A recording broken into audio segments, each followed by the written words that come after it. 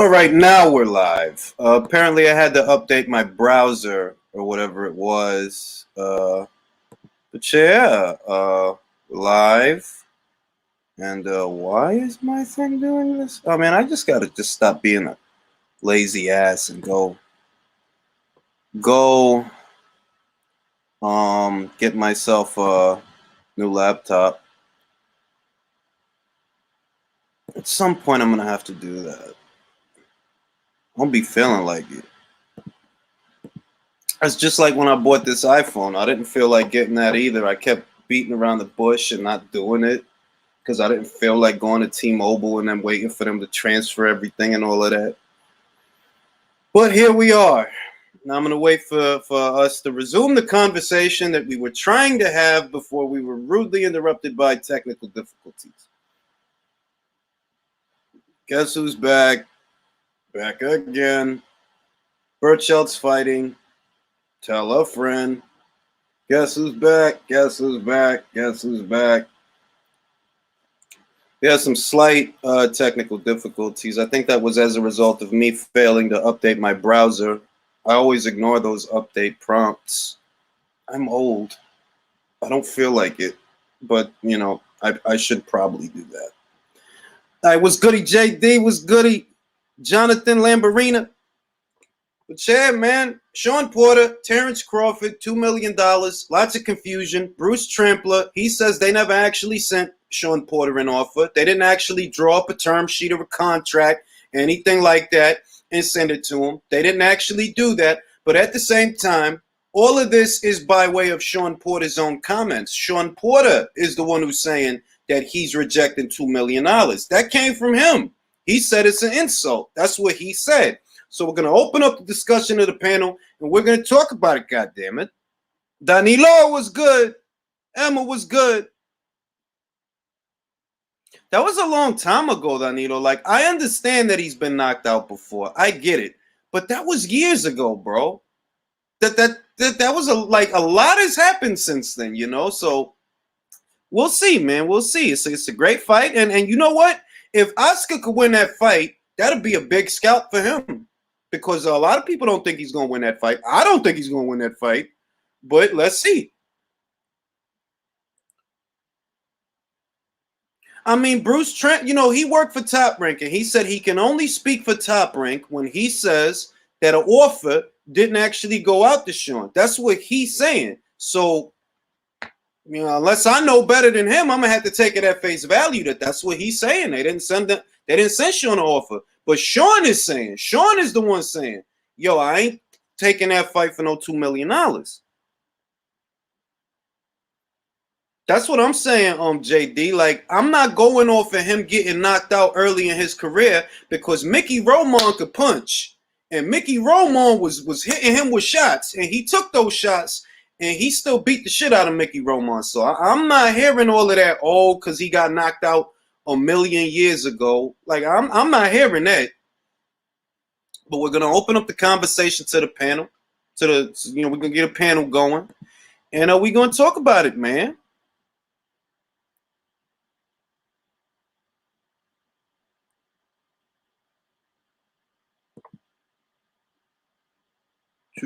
True. Why wouldn't you take $2 million? I mean, like I said, my stance, it hasn't changed. For a fighter where Sean Porter is in his career, for a fighter that's in that situation where you already fought Keith, you already fought Errol, you fought Danny, you fought Yordani Schoolgas, you fought Brooke, you know, for a fighter that's in that situation, just like Sean was saying, I heard what Sean said, and I agree that, like, you got to look at what your options are. If you ain't got comparable options, if you can't spit in the wind and hit an offer like that or whatever, if you can't spit in the wind and hit that kind of money, then beggars can't be choosy. Now, you could take it or leave it, but if you choose to leave it, it ain't going to be because they lowballing you. It ain't like, what's your asking price, bro? What you want, $5 million? Brandon was good. Great was good. MCK was good. And we're going to have the conversation. Fantastic. I appreciate that uncertainty. Wayne was good. I agree with the points that Sean was making. I'm gonna let Gray in on this. I'm gonna ask him about it. Gray, what you think about this Sean Porter thing, man? Do you think $2 million is a reasonable figure for Sean Porter where he is right now? To be honest, yeah, I think that's fine. For like he got Formella, I think they said he got 1.2, right? So I mean, for him to fight, you're talking about fighting Crawford, right? Mm-hmm. Yeah, to fight Crawford, I think that's a good offer. I mean, Crawford's a champion. He's getting 2 million. It's COVID. I don't see what the whole hangup is, to be honest. Yeah, I think I it's fine. agree.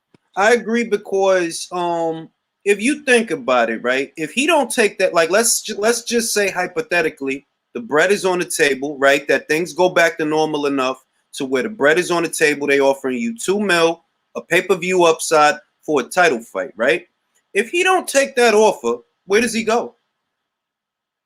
No idea, because he's not even that attractive of a fight, to be honest. Most people kind of, duck and dive Porter a little bit. So for him to get 2 million for a Crawford fight, and that sets him up for his rematch with Spence. If you think about it, that's his only path to get him back to Spence. So I don't see why he would turn that down. I I don't. agree with that. That if you really want a Errol Spence Jr. rematch, if you want to get two paydays out of this, you need to fight Crawford for that WBO. And then if you win, which I don't think he will, and I've said that many times, but if he were to, if he were, then you can have an Errol Spence Jr. rematch. South London is $2 million and a pay-per-view upside, a reasonable offer for Sean Porter. I think it's more than reasonable, considering that okay, he comes to the table with no belt, and also he doesn't really sell the units on his own.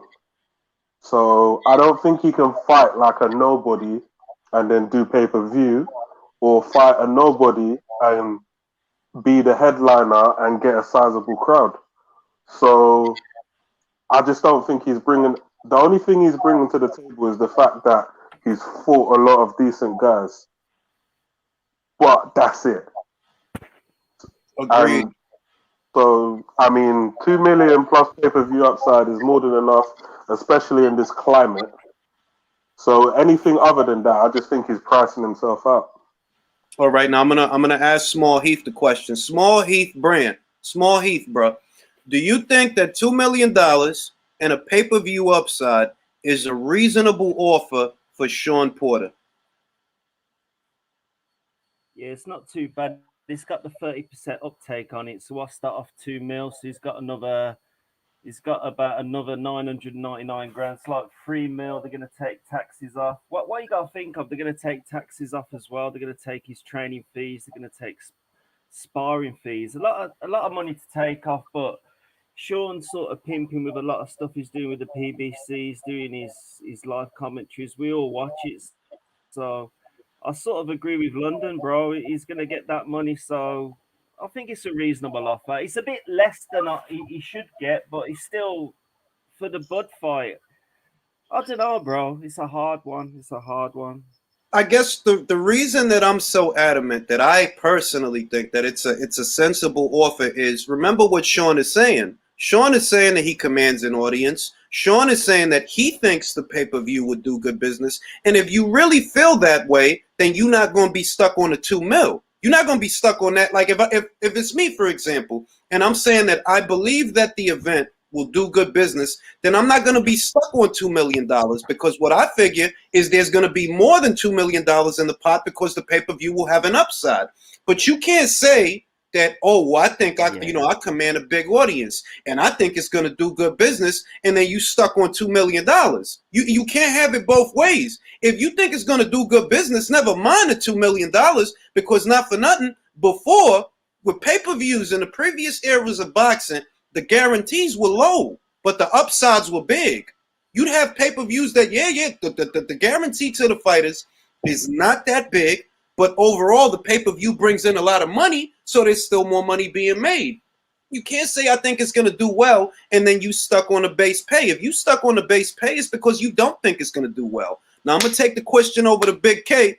Big K, 2 mil guaranteed up front, pay-per-view upside. Is that a reasonable guarantee for Sean Porter? in its current state, yes. Just because the fact that if you look at what the current market is that it is, then you've got the numbers that are out there at the moment. No one else is making that any more than that. So 2 million is relatively a good amount of money. That's true. Especially No, that's true. I agree. You gotta look at the state of the marketplace right now. It's not like it's a whole lot of guys running around making a whole lot of money. Like it ain't. You know, the only place that even had big crowds that I know of was Australia. And that last year, that was the only place I seen that had big crowds. Outside of that, you got to keep it real with yourself, or you don't want to fight. Because that's the choices. Keep it real with yourself as far as what kind of money is out there, or you don't really want to fight right now because the money that some cats is like, yo, it's not out there, bro. So if you trying what you've got to look at though is the starting where we start off is like, I want $1 million. So we start off at $1 million, and you said like that's a low ball offer. I don't want to accept that. Okay, so now you've got 2. So is he trying to bargain to try and say, can I get more? The problem that they're going to look at though is that is there going to be an upside? Now without crowd, there can't be an upside. You know, so you think of what he did with Spence's last fight. What was that? 20,000, 250,000 eyes. It was the numbers for the Spence fight are a point of contention because 2 days after the fight, Mike Kopinger, he came out with a set of numbers, and I still don't believe those numbers. Not 2 days after a fight, you know, like no. But the numbers that they came out with was something to the tune of, oh well, it's tracking, and it looked like it could do upwards of 300,000 or 350,000. That was 2 days after the fight. Now that's too high. So even if you said 250,000, that was there. So what's that in US money? Probably what 8-12 million. Now peep this, Big K. Couple of weeks after the fight, couple of weeks after that, there was an article on Boxing Scene published, and they spoke to Fox executive Bill Wanger. If you read through the article and you see what numbers they posted in the article, it ain't no 300,000, 300. It ain't nothing like that. It's 277,000. It says in the article, and that is the number that I go by because that makes sense. Like a couple of weeks after the fight, they're gonna have a better fix and a better understanding of what kind of business the pay-per-view did. Not 2 days after the fight, but a couple of weeks. Say 250. Say 270,000. What's that roughly in American money? What, maybe 12 million? Let's crunch the numbers right now. That's why we got calculators in our phones. That comes out to roughly $22,160,000. Okay, so I was off. So even if you said 22 million and then you guaranteed Spence probably 4 of that. Nope, not even. Spence's, well, let's all we have to go off of are the reported numbers. So the reported numbers as far as guaranteed purses to both Sean and Errol were 2 million for Errol, 2 million for Sean. That's what the report said. So you gotta take into account that out of that 22 million, the cable and satellite companies are probably going to take about 40%. That's the way they say it go down. That they take damn near half of whatever comes in. So it ain't like 22 million is what, you know, they got to play with. No, you got to pay your expenses, the site fee, cable and satellite company. Then what do you have left? Okay, so say that you had 10 million left after paying everybody else off. You pay the fighters 2 apiece. Yeah, 2 for Sean, 2 for Errol. Yeah, so that's 4. So you got 6 in between gap to kind of work out. After everyone else has taken their money up, maybe a little bit less, maybe 4. Okay, so you get 2 million. So you've got a 4 million base figure. Considering that Crawford alone got 4 million for his guarantee without any upside, without anything else, that's his guarantee against Brook. Yeah, Brook. Bearing in mind, Brook took 2 million to fight. So what you're trying to say is that is Porter a bigger fight for Crawford than Brook was? That's where it becomes contentious. That's where it becomes contentious. I think that everybody on this panel would agree that a Sean Porter fight is a more intriguing fight than a Brook fight, right? I think we can all agree on that, right? Yeah. The problem Intriguing, yeah. The problem is that unless it shows up in the buy rate, unless it shows up in the numbers, it's for nothing. It has to show up in the numbers. You have to be able to drum up more interest in terms of finance, in terms of money, than the Brook fight. You have to. Otherwise, you can't justify the spending. You know, we could sit here and say all day that, oh, well, I think Sean Porter would give him a better fight. I think Sean Porter is a more intriguing fight. We could say that all day, but unless people are coming out of pocket, it don't matter. It don't Okay, matter. Lewis, but this is exactly what Bob's saying. Bob's saying, listen, with the current market, I think it's only worth $1 million, maybe $1.5 million. That's what I'm willing to put into it. Now, if you think it's a bigger fight, take it to the market. Go ahead, back yourself. Exactly. So if you're saying that, and Porter isn't saying, I'm happy to back myself, then it tells you that in its current state, Porter doesn't want that fight. Exactly. Thank you, because that's the feeling that I have. Understand that I'm not against anybody trying to get their worth or trying to get as much money as they can. But if you really feel that way, that the fight is worth more, that you're worth more, take it to the marketplace. Have Al Heyman bid on the fight. If you're worth it, then he'll put the money up. But if he don't put the money up, if your own people don't put the money up, you know why they don't? Because you're not worth it. I'm sorry. I'm not trying to be messed up, but this is business, bro. If your own people don't look at that fight and say, you know what, we want that shit, and we want that shit on Fox. If they don't do that shit, don't go to Bob thinking they gonna do something that your own people ain't gonna do. If Bob don't want to do it and your own people don't want to do it, yo, you have your answer. You have your answer. Okay, so bearing in mind, sorry, go on. Just to play. Oh, let me give all right, Lennox. You heard the conversation so far. What do you think about it? Is Sean Porter worth more than Brook? Is that or are we discussing the fact that Sean Porter is really not? He's not trying to get this fight. I mean, look, I'm gonna say this to set the stage. I've heard a lot of little rumors and a lot of little things, right? I try not to say everything I hear. I do, but the question is, if that's what's on the table for Sean, $2 million guaranteed, pay-per-view upside, world title fight, do you, Lennox, think that is a reasonable offer for Sean Porter where he is right now? Yes. Explain why. Well, because it's on par, right? If you look at the numbers, his numbers for his last fight, in terms of what he made, it's on par with what Brook made. Actually, Brook's made a bit more. These are numbers. These are numbers that you can look up. Brook's made a lot more, right? A bit more. And Brook was bringing the potential, even though it didn't deliver. What's the echo? I'm hearing an echo back. I'm hearing an echo back. Someone's Hold going on, I got you right now. I'm gonna lower the volume. All right, go ahead. All right, so if we look at this, we look at without counting losses or whatever, right? Brook did beat Porter, right? Brook has made more money than Porter in his last two fights. Look it up. His gimme fight. I know. Okay, so his gimme fights he made in his gimme fights what Porter was making in quote unquote big pay-per-view fights, right? And remember, Porter's the guy who Spence famously said couldn't sell out a family barbecue. Remember that quote?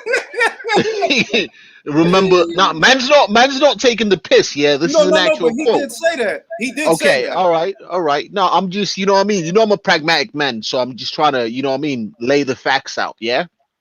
So with all that being said, you're coming off a loss. Or well, you got to win. You got to win, which you didn't look spectacular because, truth be told, Conor Ben looked better against that opponent than you did. Yo, dog, So, I said that shit the day of the fight. That is it me, or did Conor Ben look better against Sebastian Formella than Sean Porter? Is it me? Let's put this all into perspective, yeah? Let's put this all in perspective. So they're offering you the same thing they offered Brook, right? The same thing Brook made, but you really don't have a fan base to speak of to bring to the table, like that we could quantify. there was the potential you could roll the dice. Yeah, you could hedge on some sort of UK revenue with Brook, because whatever it is, yeah, man's like, listen, I'll watch a Brook fight. Still will. You know what I mean? One of my favorites. You get me? Like I'm not really, I'm around fighters all the time. And how many people have you seen me in photos with? Sugar Ray Leonard, Roy Jones, who both of who I worked with was from work, yeah. Only man I ever ran up on was like, hey fam, I'm a fan, yeah, was Brook, like of a modern generation. So put that in perspective, yeah. So you got Brook, actually, you could say he could bring a fan base. So in all common sense, I would, as a promoter, right, in hindsight, before the fact that Sky didn't pick it up, I'd be more confident, yeah, putting more money on Brook, risking more money on Brook, because with the exchange rate and all that, I'd be banking on some sort of international rights to cover the difference. Well, I mean, That's look, not something. when it comes to Brooke, because a lot of people like, and I don't know why they do this. That like, No, it no, hang tells on. me- I know where you stand, but I'm just trying to land here. Yeah, I'm trying to land here. Is that so? That's why. So, in anyway, my point was with bringing the Brook thing up was, yeah, it makes sense that you would give Porter the same money, knowing that he doesn't bring those same things to the table. His own stablemate said the man can't sell out a family barbecue, and we've seen man's numbers. We've seen man's numbers, yeah. So Point now of it all. let's be honest. Let's be honest, yeah. You got one man who can't sell out a family barbecue, and it's been proven, yeah. We got Crawford, who I'm a massive fan of, yeah. But man's not really putting up them numbers like that either on his own. You get me? So now we're gonna roll the dice on two rather unproven entities. You know what I mean? And And that's my point. you can't guarantee that the UK audience is going to toss out money for either one of them lads. I'm gonna say this. I'm gonna say this. See, I don't. Your market value is your market value. Like Derek Chisora, for example, who I'm a fan of, here today, he has more market value, and a lot of Americans are not gonna like me, but I'm telling the truth. He has more market value than Sean Porter, even though he has more losses than Sean Porter. But if Derek Chisora is fighting and boxing fans can buy tickets, I'm telling you, they're gonna buy tickets. That's why he could still have a fight with Joseph Parker, even though he just lost to Usyk. Why? Because people still want to pay to see him fight. People still And the want to fact pay. is, he was the A side to Usyk, and he will A side Parker coming off a loss. If you are relying on Derek Chisora to sell the tickets to an audience in the United Kingdom, he's the A side. It's common sense. So when I look at Sean, and I like watching Sean fight, that's what makes it weird. But if I look at Sean and I'm like, yo, is he a ticket seller? Nah, he not. Like, no. Keith Thurman was the one everybody was hyped about when he fought Sean, right? They was hyped off of Keith. Motherfucking Errol, you was riding his wave to help sell that fight. So as much as I might like Sean, that's not gonna make him a marquee fighter. So I look at a $2 million guarantee and a potential pay-per-view upside, even though I don't even know. I don't even know because Bob says he don't want to put Crawford back on pay-per-view, but whatever. I look at that and I'm like, yo, is Sean in a position to haggle for more? And I'm thinking, no, you done did everything with everybody at this weight. This is your last hoorah right here. This is it. You don't win this, you might as well retire. You know But what? that's why he wants to put as much as he can behind it, because he knows this is his last fight. He has That he can make any major money on. He has to do it because if we look at Porter's perspective, he already had a bullshit decision with Ugas, and then basically he fought Spence. So if he's trying to get as much as he can from Crawford now, because if he doesn't, say even if he does well in this fight but loses even on the cards, or if he gets sparked out or anything, that's it. He doesn't have any more appeal. Because if you look at it from his perspective, if Crawford and Spence continue dodging each other and that fight doesn't happen, he's going to be effectively frozen out and have no interest in him fighting anybody. He can't even fight Thurman again, really. Well, So the worst thing, I'm gonna say this, Gray. The worst thing that I heard Porter say that I think really limits his marketability as a fighter is a couple of weeks ago. He said that these young guys don't deserve a fight with me. It's an article published, so I'm not pulling none of this shit out of my ass. Porter has no interest in fighting the up and comers. For example, a fighter like Sean Porter that has amassed a couple of losses can still be a marketable fighter if he's open to fighting other people. Like if you were open to fighting, hypothetically speaking, the winner of Kelly versus Avanesian, that's a whole arm of revenue right there for you in the United Kingdom. And yeah, I'll come out to the UK and fight the winner of Kelly versus Avanesian. But if you saying, oh, well, these young guys, they don't deserve it. All right, then. So you're not going to get that money. So you're not going to get that money. And then you talking like this about Crawford. I'm like, all right, bro, what you showing me is that you finna retire. This is it. And I'm telling you, I don't blame Bob. Why I don't blame Bob? Because there's no fucking crowd, bro. Where do you want the money to come from? There's no crowd. Fam, so here's the thing. Here's a point that you made that actually points out what that Porter knows he's not worth it, yeah? Because you're in a mandatory position, big man. Push for the purse bid and get the money if you really thought it was worth it, yeah? Because even though I personally think that Teofimo is making a heel turn, man thinks he knows people want to this thing, yeah? And I was like, man's all up on Eddie's nuts. Okay, because he's either trying to get flushed out of a deal where he could go get the money. So that's how you act when you know you bring the eyeballs. But let's say this, Lennox. The reason that I don't take issue with what Teofimo is doing is because that's how you're supposed to do it. If I don't like the money, that's what I'm saying. No. Wait, I'm agreeing with you, fam. What I'm saying, the reason why Porter's not doing the same thing is because he knows if that shit goes to purse bids, he's not getting a penny more. Yeah, like he's like He's what? not Like gonna I'm get shit. He's thinking. not I'm gonna get thinking. shit. If it went, I'm gonna let you go after me, Small Heat. I'm thinking go if on, there bro. was a purse bid, what? He thinks somebody gonna put $10 million in the pot for that fight? Because remember, Crawford has to get 4, right? And you want more than 2. Go ahead, Small Heath. It's 4 max. Yeah, 4 is the upper limit, the upper echelon of what he's going to get for the whole fight. So this guy's coming with like 2 million and he's exactly in his 30% markup. So what we're looking at, 3.1 million. I think he likes his suits, then he likes looking the part, then he's Sean Porter. He likes being the man, you know what I mean? He's one of these guys that is more trying to be in people's faces. He's a bit like an 80s sort of pop star, isn't he, Sean Porter? He's not that good, but he's still relevant. Look, I like the guy. I like his performances. I like his commentating. I think he's a good guy. But realistically, think about the fight. If Bud has to get 4 minimum, right? And you want more than 2, so what you want? 3? That's 7 million in the pot. What you want? 4? That's 8 million in the pot. You think somebody going 8-10 million for this motherfucking fight? Come on, big. Come on. For me, it sounds. Oh, thank you. For me, it sounds like it's really left field for Porter as well. Like I've never characterized him to behave. I'm not gonna say behave, but the way he's like constructing his arguments, especially when he's mentioning like younger fighters, for me this feels extremely out of character for Sean Porter. For me, at least, I've never really seen him.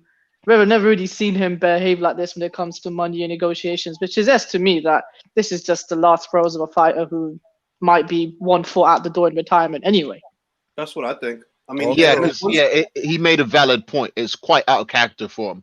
You know what I mean? It's very out of character. And it's like, yeah, you look at it, fam, you got gifted that win against Ugas. You got gifted that win against Ugas. Nah, fam.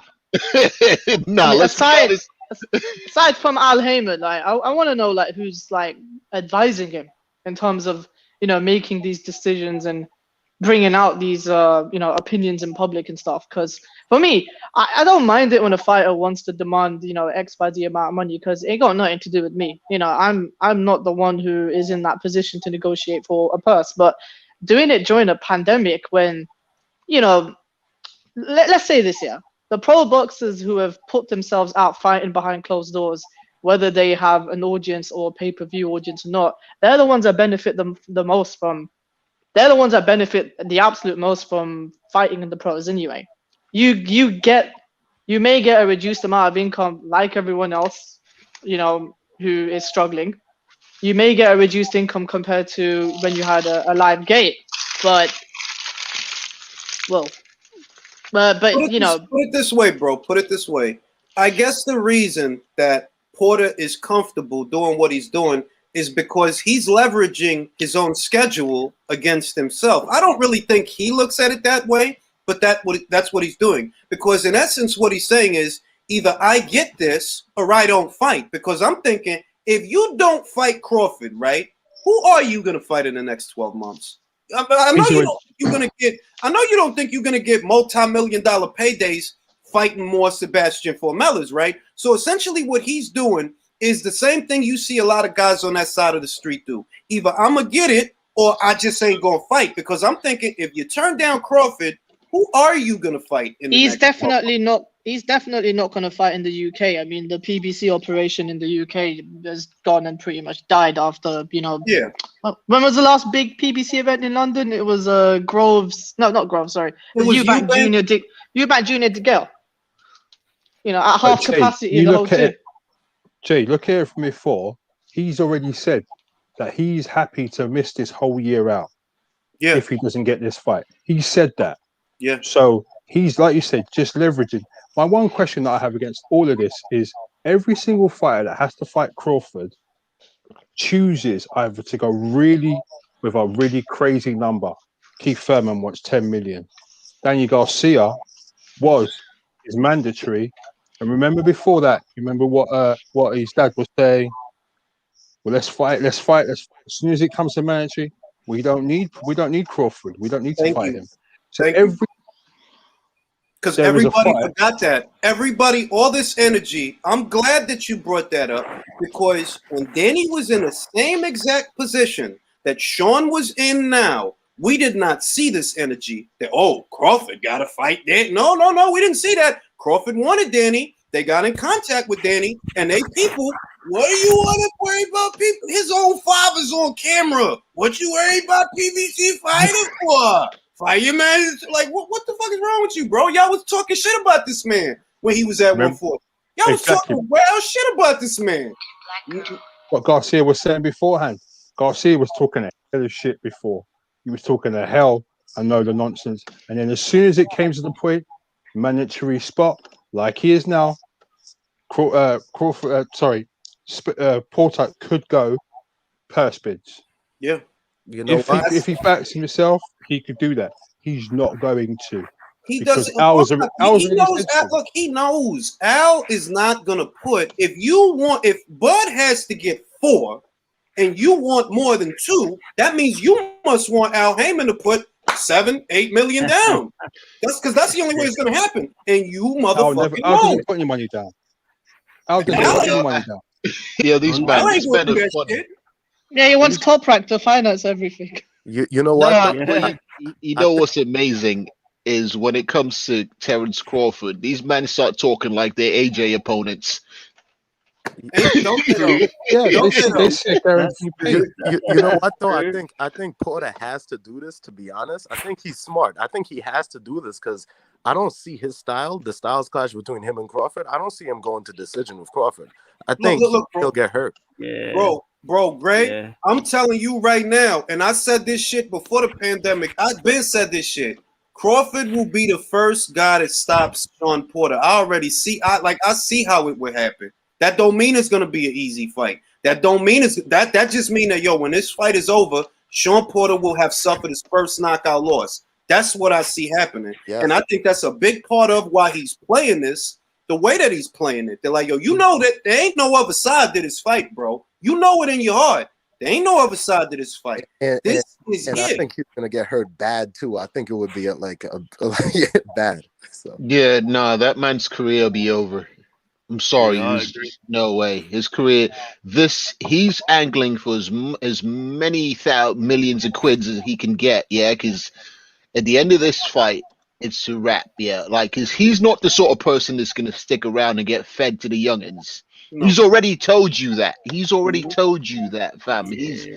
He's not the sort of person that's going to stick around and get fed to the Conor. And honestly, too, I've said this before. You know, these men got like about a year left on the timeline because You're right. these young welterweights are on a takeover. You're You know right. what I mean? I feel 10, Yes, you're right. 20. He doesn't even Yeah, have a year left. Because you look at the two that are going to fight tomorrow, and then you've got Ben coming up next month, or sorry, in April. Those guys are on the come up, and those guys are going to be the next rung fam. to come through It's the European, and then up to the world titles. Now, Yeah, I want to yeah, get your opinions on this. I'm going to start with Gray. Josh Kelly, David Avanesian, who do you got? I guess Kelly. I guess. I ain't gonna lie. I was leaning towards David Avanesian when the fight was first announced. Why? Because I just seen Josh look like shit against Ranowski. I just seen him look like shit against Robinson. But I think that all this time that it's taken to make the fight, it has helped him. And at minimum, I got Josh motherfucking Kelly winning a points decision. South London, how do you have the fight? Yeah, Josh Kelly, man. I think he's got skills, and I think over a period of time he'll probably become a better fighter. But I think he just needs a better trainer. Small Heath, who do you got winning that fight? Yo, bro, none of us are gonna be sold on Josh Kelly here. Listen, fam. The guy went fucking life and death with Ray Robinson, bro. Then he fought that Winston Campos geezer. That guy's the sort of guy who should be working in Nando's, bro. So listen,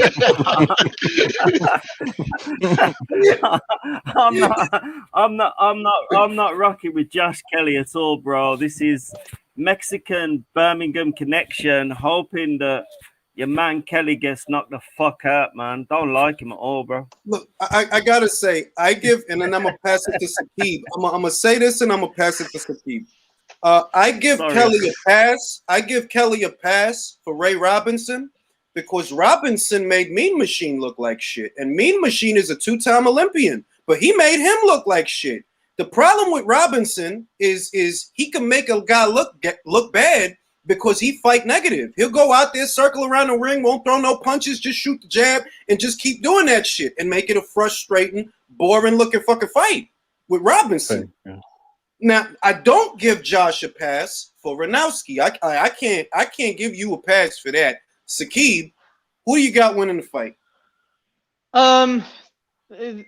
Since this fight was first announced and the 3 times it was the 3 times it's been postponed / cancelled, right? I've always had it Avanesian, especially when you could at that time 2 years ago, 1 year ago, you were comparing the trajectory of their careers.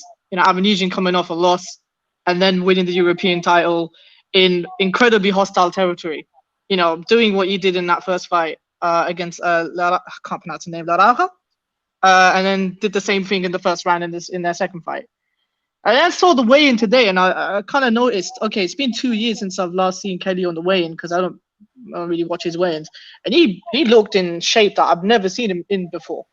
But I still have it Avanesian only because if Josh Kelly doesn't show that he has a jab, which is something that he seems to not commit to having a jab in any of his fights. If he doesn't have that, I feel like Avanesian's gonna have him. I feel like Avanesian is probably also fully aware about what happens when you're not the A side. Because let's face it, Josh has to stop with the cute shit, with the shimmies and the bro, throw punches, bro. Get behind your jab and throw punches. Stop with shimmies. Avanesian is a I'd say a slightly more underrated boxer than people give him credit for as well, because he's very good at doing things like cutting off the ring. He's very good at varying his offense as well. You know, it's not all, constantly coming forward, pressure fighting, 100% power punches and stuff. This guy does know how to vary his offense, and plus his body punching is something which I think Kelly is going to have to look out for. But I think it's going to be a phenomenal fight. I just wish, because we know what's happened in the past. With the guy pulling out because of illness on their first fight after the weigh-in. If the fight happens on the evening, I'll be happy. Put it that way. I'm genuinely excited for tomorrow's fight, and the whole card itself seems to be pretty decent as well. But I've got it Avanesian. My mind started faltering a little when I saw the weigh-in because I've never seen Josh Kelly that intense before. And they were in phenomenal shape as well, the both of them. But I think Avanesian is fully aware about what happens if you let a fight like that go to a decision. Okay. So we got 3 Kelly. I got Kelly. Gray's got Kelly. South London's got Kelly. Small Heath has Avanesian. Sakib has Avanesian. Lennox, who you got? Fam, I don't know. I'm gonna be honest, yeah, because Don't Kelly's do that got bullshit. Don't do that. Hang on, fam. Hang on. Can I think through the pick myself? Yeah, can I think through it? I'm trying to process the thing. Yeah, you get me. Kelly came in on weight. Avanesian came in a bit over. Kelly looks a bit fit. I don't know if Kelly's sitting down on his punches now. That's my only concern. He's got the athleticism, but he's just not got the pop for that style. Let's be political, fellas. Let's be political. I know that this is not, a lot of people aren't going to like this, right? But Kelly doesn't have to win that fight to win that fight, and you fucking know it. You fucking That's what I was hang on. That's what I was saying. So here's what I was saying is that if he's in shape, you know what I mean? And if I think Kelly's going to win it, fam. To be honest, I think here's the thing: Avanesian's got to stop him to win. Like, not on this thing. Like, okay, not stop him, but Avanesian's going to have to put a serious beating on him. And just Kelly looks like he's fit. Like he looks like I'm not saying aesthetically, yeah, because I haven't seen it, but I've seen the weights posted. And I'm saying that if man came in underweight, he might actually be ready to fight. You know what I mean? So I'm gonna ask you a question. How'd you have Zelfa Barrett versus Kiko Martinez?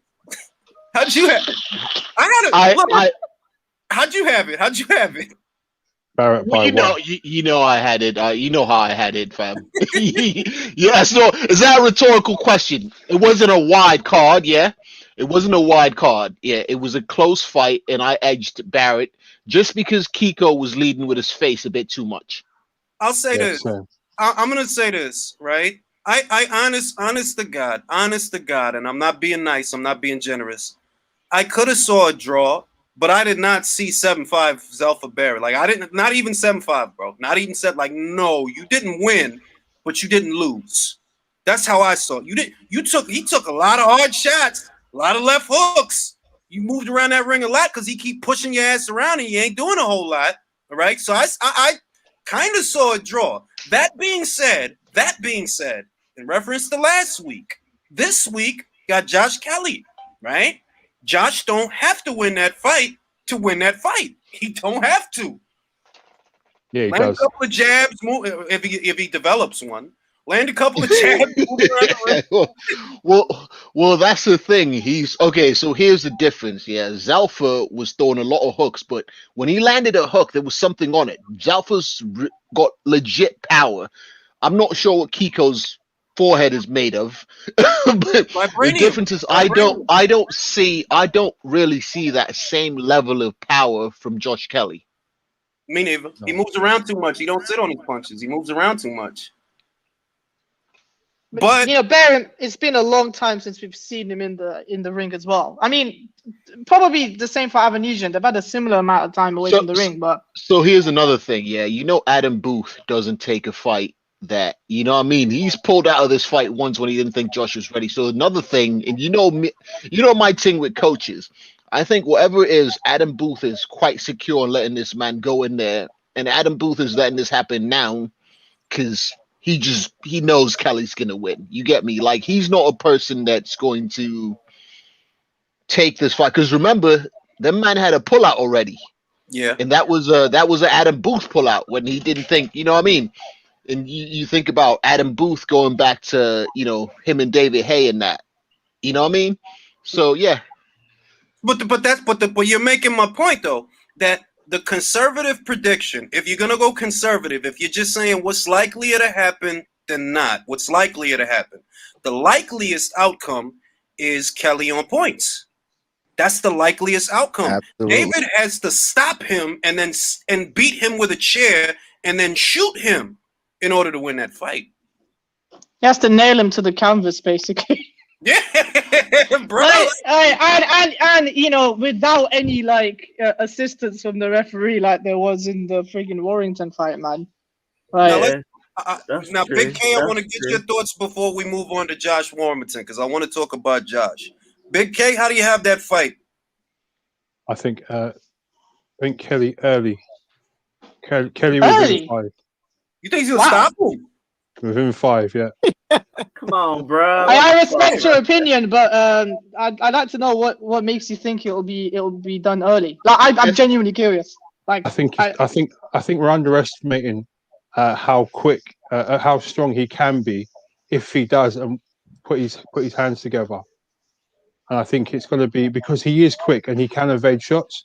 I think once he kind of puts him now in the size that he's in, what was he, 140 on the scale, 147, 146 on the scale today? Yeah, both 146. Bro. 146, yeah, so 146 and then 146.4 was it for Evanesian? Yeah. If he puts it in quick enough, I think he can do it within 5. 5. Yeah. And you know what?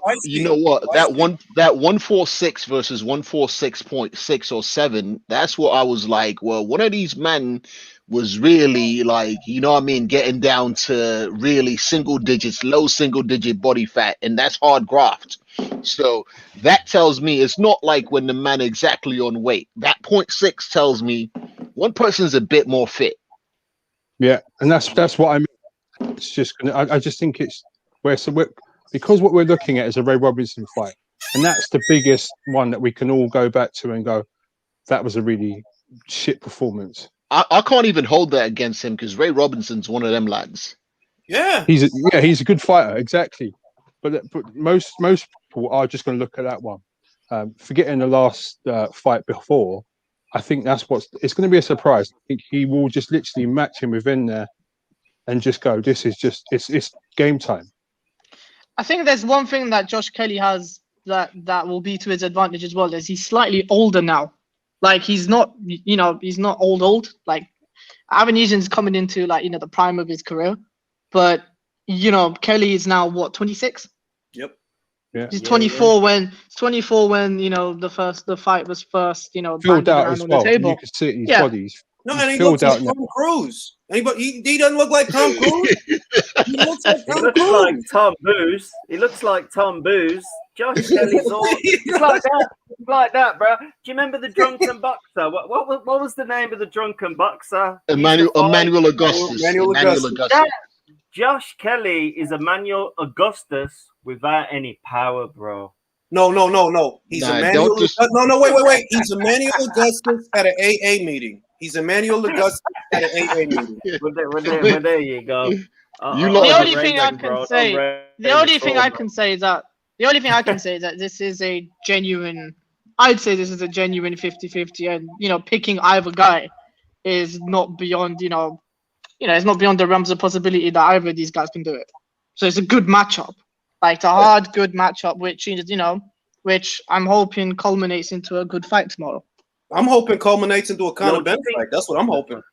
I want Kelly versus Ben. I low key want Josh to win. I want him to so that he can fight Conor Ben.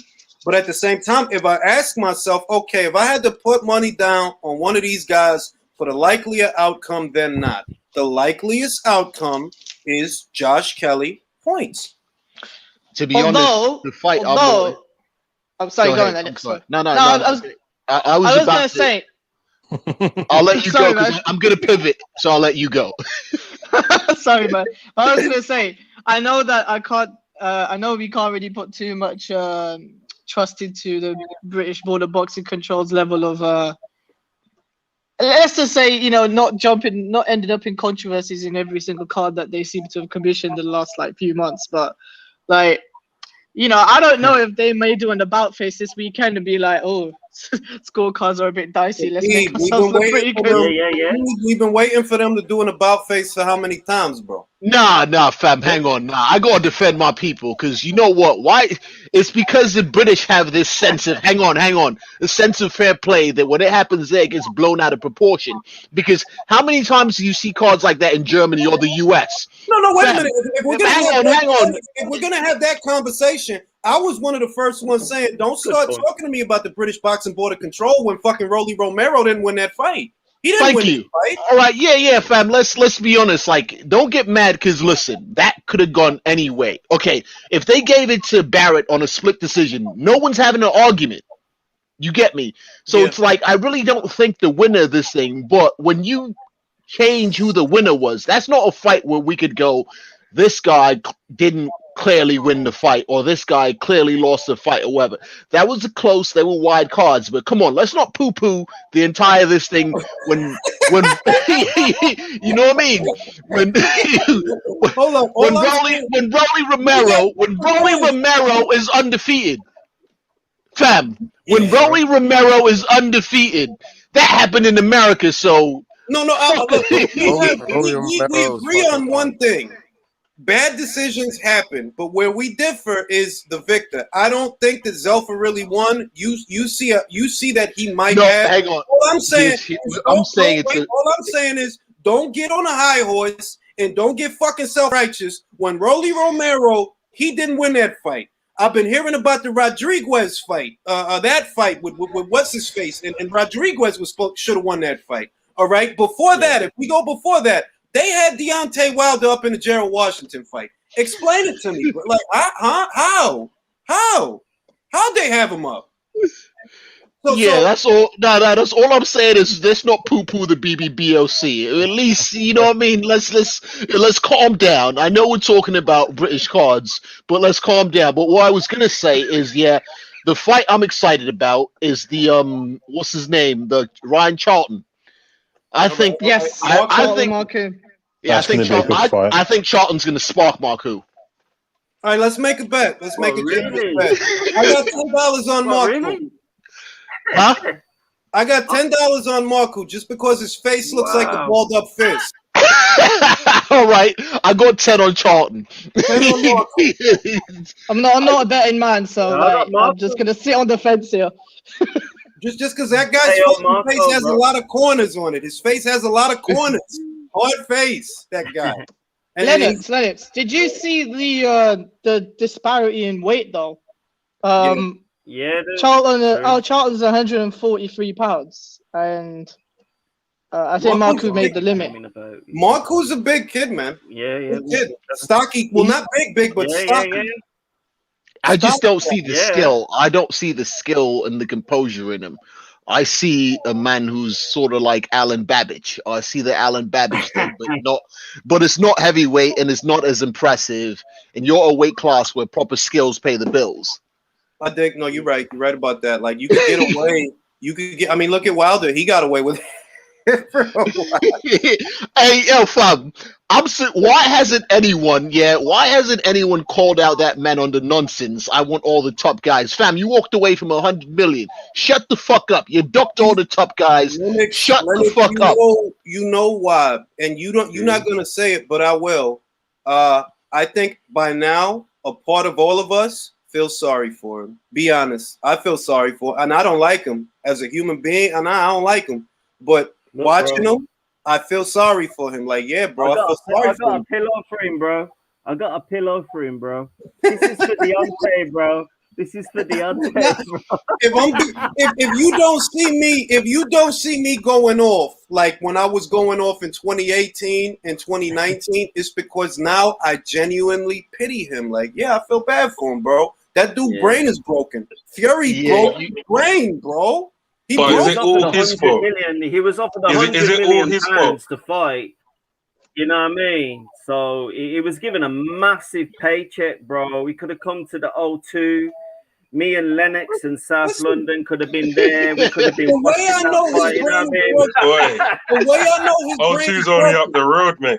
Dillian White is There still you go, there. bro. There you Dillian go. White is still there, and I know if you make Wilder versus White at the O2 Arena, not only would it sell out, you would do good numbers on pay-per-view. But his brain is so broken that he don't even see that much. Like, you don't see that money. It's money over there, bro. Go It get was it. Shelley Finkel, bro. It was Shelley Finkel. Shelley Finkel was all to do with the Deontay Wilder situation. What they were Agreed. trying to do, they were trying to sort of style it out. So, like, basically, his trainer's an idiot, Jay Diaz. He's got Mark Breland in who he's paying big dollar. The only reason Deontay was loving Jay Diaz, nothing to do with he's been his mate for years. Probably doesn't pay him that much. I And agree. this hasn't been discussed. Everyone's like attacking Breland, but listen, bro, Mark Breland's a fucking Olympic gold medalist, 2-time champion. Aaron Pryor, he's fought all these guys. Hunnigan, I'm in my 50s and that, bro. I'm an old man. And I used to remember the time when people like Hunnigan, Pryor, Marlon Starling used to fight. I personally think Deontay Wilder's very disrespectful as an individual, bro. You've just been offered £100 million to fight Anthony Joshua, and you Listen, turned that down. what's Jay Diaz's I job don't- description? Because we know he look. If you Jay Diaz, right? You probably don't got a big price tag because you're not doing a job. Like, you over there giving them water and shit. That's it. It ain't like you teaching Hang them on. to jab, right? And Can all I- of that. It ain't Sorry, like bro. you teaching them footwork Yeah, and all of So that. put in fucking Jay Diaz was putting dents in his face with the ice pack or whatever. Can I just clarify something? Yeah, I could tell you for a fact that Breland was not getting paid well Nah. because I know an amateur who just turned pro that Breland trains. I've met Breland at my old gym a few times, and I could tell you Breland was not getting whatever he was getting from Wilder was peanuts, and man was doing it out of love. I can confirm that. I can confirm that. Look, man, I could look, and this is not gonna be- Julius, because we're getting into Wilder, and I don't know. We're oh getting no, I'm sorry. Let's move on. We were on Let's the move on, Charlton 'cause thing. I don't want We were on to the waste time Charlton on thing. that dude. Like that dude is Let's talk about the cards. Josh We won the Charlton Warrington, thing. Lara 2. Can Lara win? I think he can. Great. Can Lara win the rematch? I mean, fuck. Can Josh win the rematch?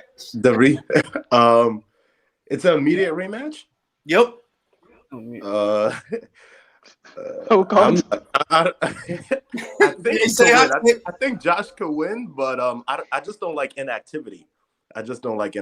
That's my thing. But all right. I think he could. Small Heath. Can Josh? Let me say my piece before anybody think I'm riding with the popular vote. Yeah, Not bro. only do I think he can win the rematch, not only do I think he can, I think he will win the rematch. Small Heath, how do you have it? What Josh Kelly fight? Who have you got on the rematch, bro? You're getting me confused here, bro. Josh Warrington. My fault. I'm old. Josh Warrington, Lara rematch. Listen, bro. He got knocked the fuck out, bro. They tried to fucking sideline somebody from Mexico to come in and they thought Lara was some sort of punch bag, and he knocked that clown straight out, bro. I like Josh Warrington. I personally think he's a great fighter, but listen, you've only got 7 KOs in 30 odd fights now. Listen, his style is fighting on the inside, and you've got a 22% KO record. That tells you something about him. He says that he's very athletic, he's very fit, exactly like this Josh Kelly, who we're all talking about now. He's always got great feet. He can move. You need that. You need to be strong, bro. You're gonna have to lay somebody out. That's and true. Basically, he couldn't lay that guy out.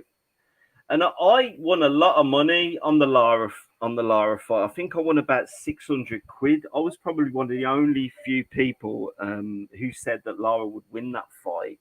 And people saying, listen, the UK fight fans, that they've got a certain mentality. They're quite pro this country.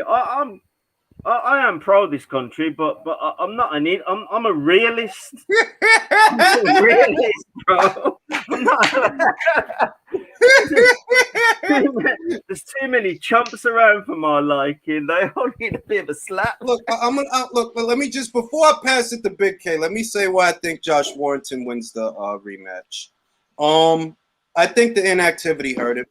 16 months is 16 months, and you're fighting a guy that could punch. Like you said, his style is fighting on the inside, but you ain't fought shit on the inside in 16 motherfucking months. That means you ain't been punched in your face in 16. So this is what I think. How does Josh win the rematch? Being a sharpshooter. That don't mean he's gonna be on the outside throwing straight punches. He's gonna do the same shit he always do, but it'll be a lot more clinching.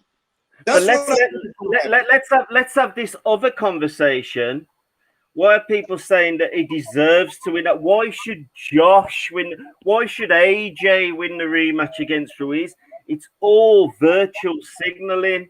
We're going from a point where he's got no right to win that fucking rematch. I hope he gets knocked out. Wait. We have to have that conversation. We do. But before we do, that's going to be next. Big K, Warrington, Lara 2, what happens? Small Heath just said it. It's to do with his speed and his athleticism. That's what will win him the fight. Yeah. It's very simple. And he knows what he's up against now. You can see the complacency in the first fight. You know, it was just supposed to be a tick over, you know, for the Kanzu fight. Okay, now he knows this guy can really hurt me. Okay, so now was number one in the world for a reason. Now he'll just go back and go, I'm going to show you why I'm number one in the world. Look, and I'm going to say this. If I ever have to move the leads, I believe in Josh. I don't give a fuck.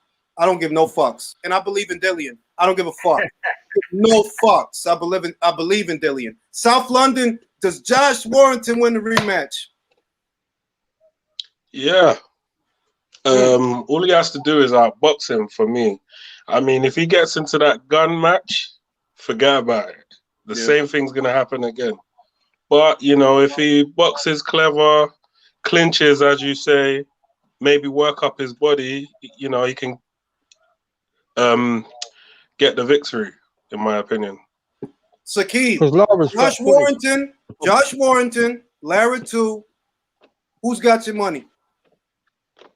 I'm gonna say Lara, to be honest. The reason why I say that is because Warrington.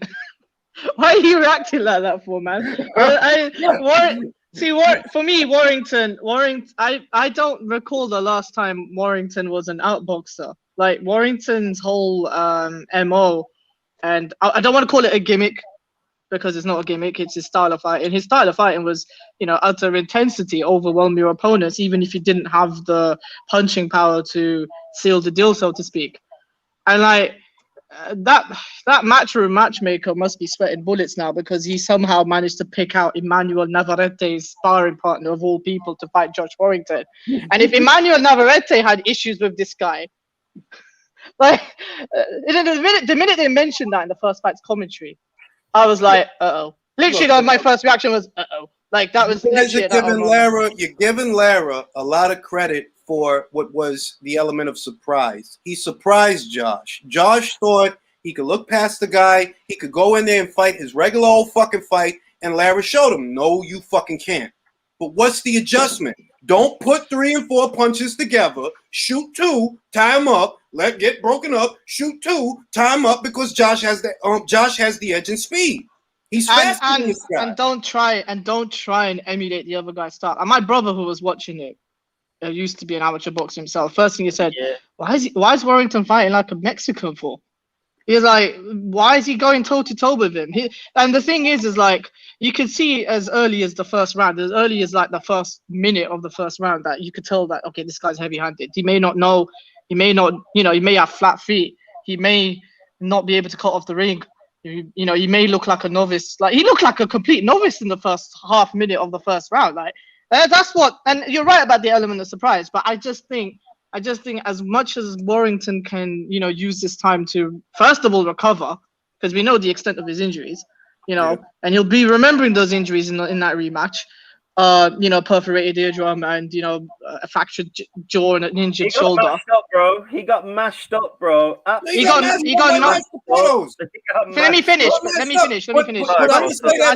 What Lara was able to land has everything to do with Josh fucking up.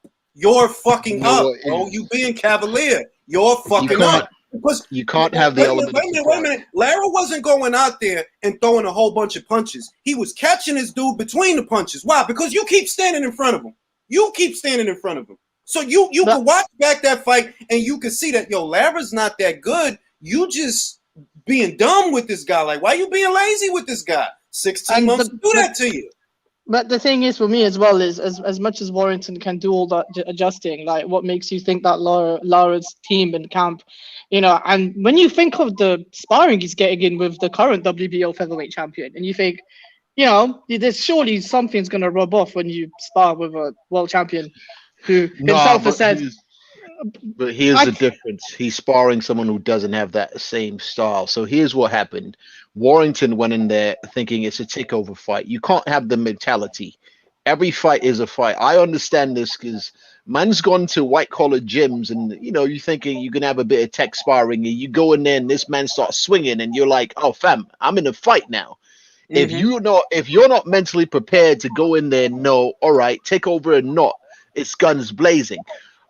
Warrington went in there like, fam, I'm gonna spark this man and go home. You know what I mean? He had that mentality, and that's what backfired. If you look at it, he had the edge in hand speed, right? Yep. Warrington's never been a footwork guy, but if he can learn a proper in and out with that edge in hand speed and a bit of defensive responsibility, he could beat this guy in a 12-round fight easily. Because Mark's in the comments talking shit. I got $20 on Josh Warrington in a rematch decision, Mark. Take that bet. Talking shit. You lost the Ioka bet last in New Year's Eve. So, fam. Anybody got money? Anybody want to put money on? I know you're not comparing fucking Mauricio Lara.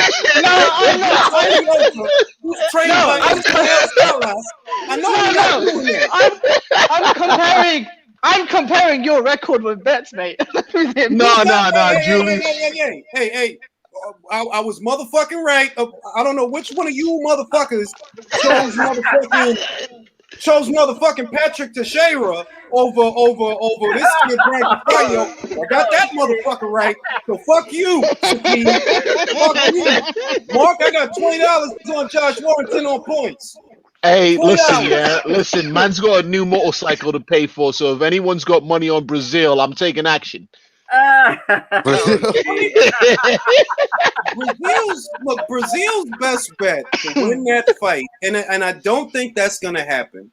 Brazil's best bet to win that fight is if Otto punches himself out, and I don't think that's gonna happen. I got Otto Valine points decision because Brazil and some people they think that from the Wilder fight, right, that the man has no punch resistance anymore. That the first hard punch that lands, he's gonna go fucking down. So whether you want to go conservative or you want to be spicy, you get the same answer. Otto Valine.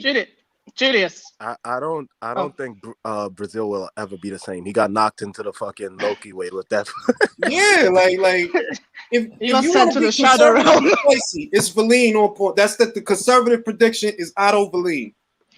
Man, why you lot saying I'm not gonna make any money, yeah? No, I'm trying to. Who's gonna bet on Dominic Brazil, bro? You better go on Twitter. Find you a Patsy. Find you like Dwyer says. Find you a Huckleberry, because ain't no Huckleberries over here, bro. Ain't nobody got no money on Brazil over here, man. No, bro. I'm put money on him, bro. Imagine that shit. See, I was. So, mentioning the whole Lara Warrington rematch, the only other reason why I've got Lara winning a rematch is because the manner in which he was stopped was one of the things that made me think: could he be the same fighter in the next fight? Yes, yes. I'm gonna tell you something. You gotta understand. The man fought hurt from round 4 onward. All right. That means from round 4 onward, Lara didn't finish him. All right. That was your best bet to beat Josh, right? And you did. Was the first fight. But I noticed, yo, this dude legs is still gone after round 4, round 5, round 6, round 7. His legs are still gone. You didn't put him away. Why? Because you're not a prolific puncher. He got caught because of his mistakes, not because you're that good, because of his mistakes. All you got to do is correct him. Josh Warrington leads, goddammit. But Exactly that. that's also bad for his health, though. All those rounds of just punishment. Yeah, that's what I was saying. Like Well, it's extended. It's extended punishment. For me, as far as I'm concerned, Howard Foster pretty much let him get sparked out twice in the same fight. Like Well, that's you know and what? I'm sorry. Here's Go the- on, Lennox. No. But here's the thing. Well, every fighter will tell you. Anyone who's been there, he knows that. What like people were going on about the Brazil knockout. So I'll tell you this: that Brazil getting sparked by Wilder in one punch did less damage to him than the 7-round beating he took from AJ. Yeah. Every fighter will tell you consistent punishment is worse than a clean knockout. Your body Yeah. does not recover the same. So that's my concern is those 4 rounds. But the man did fight on instinct with 4 rounds. The perforated eardrum worries me because my favorite fighter, or my second favorite fighter, Roy Jones, was never the same after a perforated eardrum. His first loss was because he came back, even though he won that fight on the cards against what's his name, because Roy is Roy. He came back and fought Tarver again. But the thing was, his eardrum was perforated. He didn't give it enough recovery time, and his style being so reliant on balance and explosivity. Can I have one say? Listen, can I have one say? I'll be quiet after. Roy Jones this is an excellent thing that this guy's just brought. Roy Jones got above himself in 2003. He starred in the Matrix film, Matrix Reloaded. I don't know if you remember this. Yeah, he was. Him and Jada Pinkett. Yeah. There you go, bro. And he was on that set for 6 months. He didn't box. He didn't do no training. And then he had the rematch with Tarver, and we all know what happened there. Yeah. And also, that's an addition to the perforated eardrum. That's an addition to that. So, if you're not a flat-footed guy and you rely on in coordination and balance, that's a terrible injury. So that's my worry. But I didn't see anything in Lara that tells me that Josh can't beat him. He can beat him, man. The question is Josh disciplined enough to execute the new game plan and what he needs to do? He can fucking beat him. He can do it. Look. All right. No, I'm not saying. I'm not disagreeing with you. I'm not being nice. I firmly believe he's gonna do it. It ain't if he's gonna fucking do it. He's gonna do it. He looked past the guy. You're coming off for 16 months of inactivity. You're looking past the guy. The guy just so happens to have a strong punch. But the only reason he's getting off is because you're being lazy, because you're fucking up. So in the second fight, don't fuck up. Stay off the line, 2 punches at a time. If he starts getting antsy, tie his ass up. It's not a hard fight to win. But it's easy for people to take the piss out of a fighter when he loses, or when he loses, he was never any good. When he loses, he can win that fight. Hey, Julius, can you look in the chat section? There might be some money for me. There might be some money for me in the chat section, yeah. In the chat, so who got Brazil? Yeah, Joe punch quote. says says Brazil will stop Valine. Above that, I'll take that.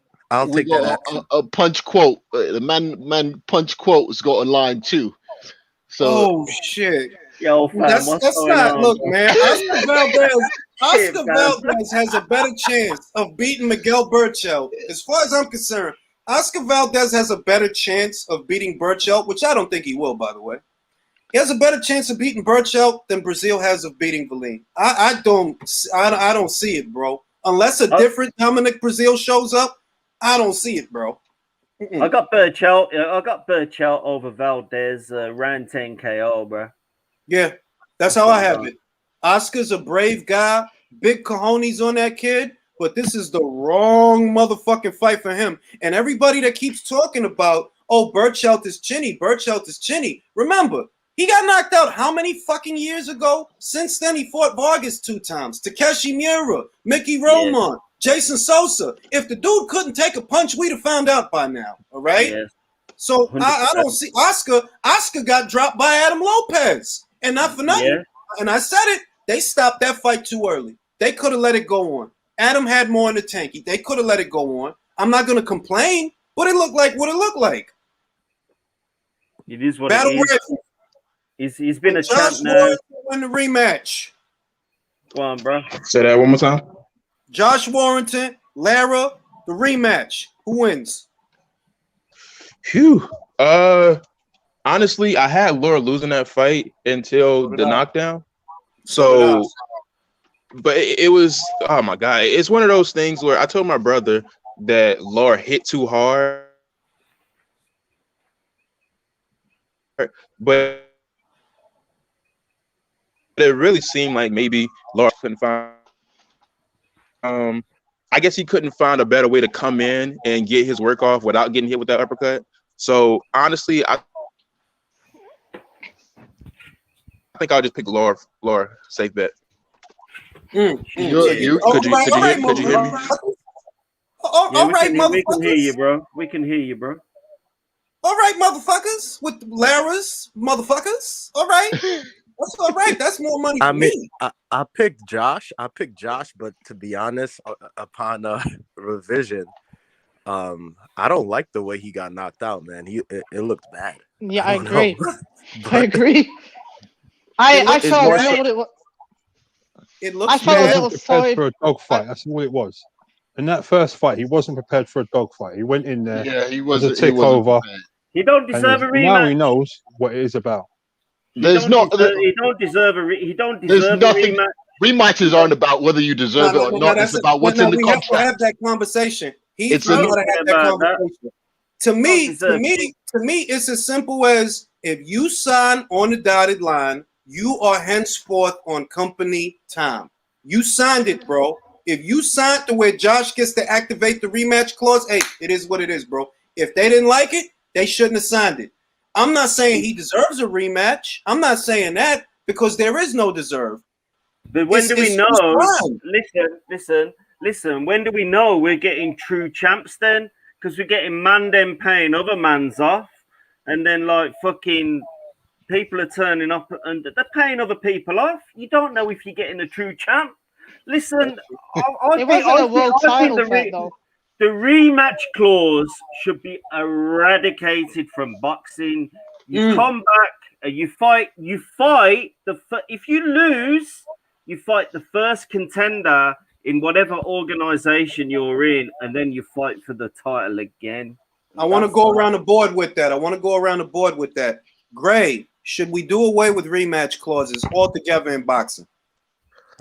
I don't think so in terms of all together, because I do like the fact that, say, whichever way Fury Joshua goes, we'll get a rematch. Sometimes, certain fighters need a different look, or they need a chance to read their opponent, and you'll get an even better fight the second time.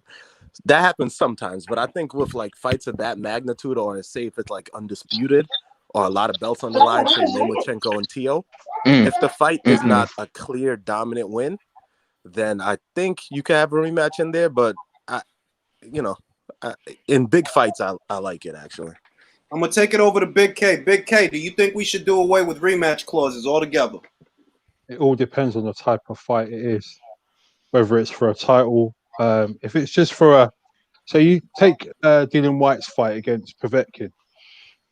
He gave Povetkin the opportunity. So for him to then lose that, yeah, there should be a rematch in there because that's what it's about now. I dig it. So that's 2 for rematch clauses, 1 against. South London, should boxing do away with rematch clauses? No, rematch clauses, they're useful, because if you give a man an opportunity that you just plucked him out of obscurity and he beats you, you should be able to run it back. However, if you're a Mando and you somehow have a rematch clause, I think they should get rid of that. Because I heard Eddie Hearn has those type of things put into the contract, even though someone's a mandatory. And if the person, by rights, a Mando should be able to walk away if they want to. Well, the Battle Mando rifle. doesn't. The Mando doesn't have to agree to that clause. Just That's FYI. true. That's why I'm firm on my position.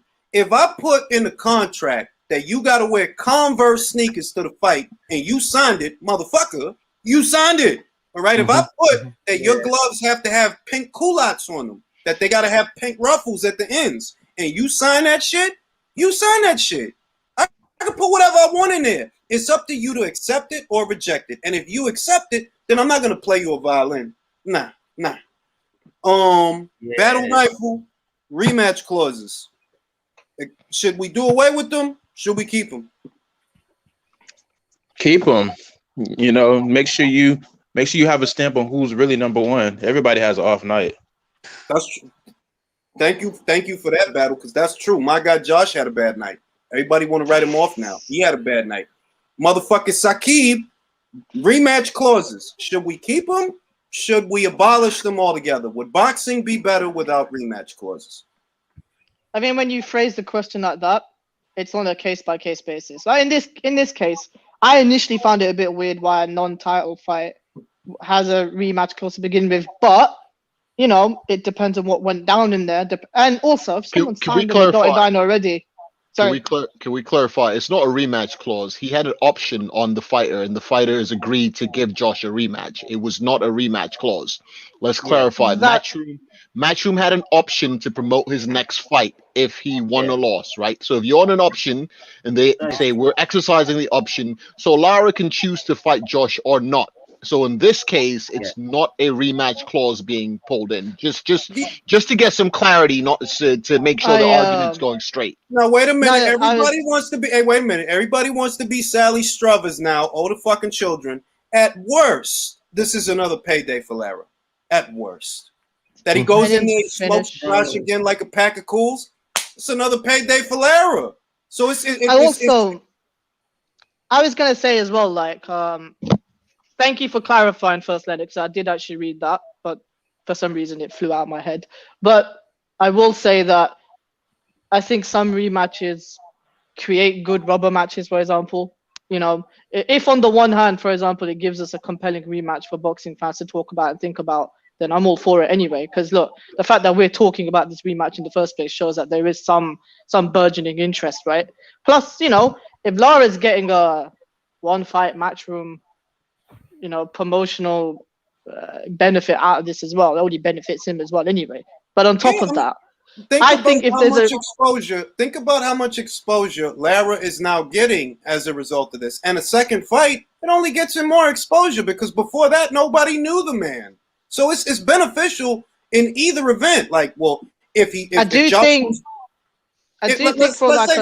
this. If Josh wins the rematch, right, there may not be a third fight after that. But Lara can always say, I gave Josh Warrington his first fucking loss, and I made some money. Made some money out of both them fights. So it's a win-win for everybody. That's how I look at it.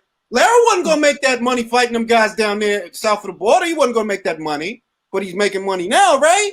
So, yeah, get a fucking rematch. Josh going to win that shit. He's going to win that shit, Mark. Julius, I think the only sorry. No, the only thing I think that's a bit of a negative for rematch clauses is that sometimes they hold up the progress of a particular weight classes, like championship progress. Sometimes that was going to be my next point. Sorry. Oh, I got lost, so I'll let you finish and I'll weigh in. Go ahead. Sorry. I'll let you go. Yeah, just a quick one. Just so if you go back, the only time that I disagree with having a rematch is something like the Fury Wilder, where they had the first fight. Okay, that was a draw. You have the second fight. There shouldn't be a need for a third fight, and that's the point that's where I disagree with it. I'll say, and I have to be honest about this. I saw the precedence for the third fight, but because I'm just a giant asshole, I didn't want the fight to happen.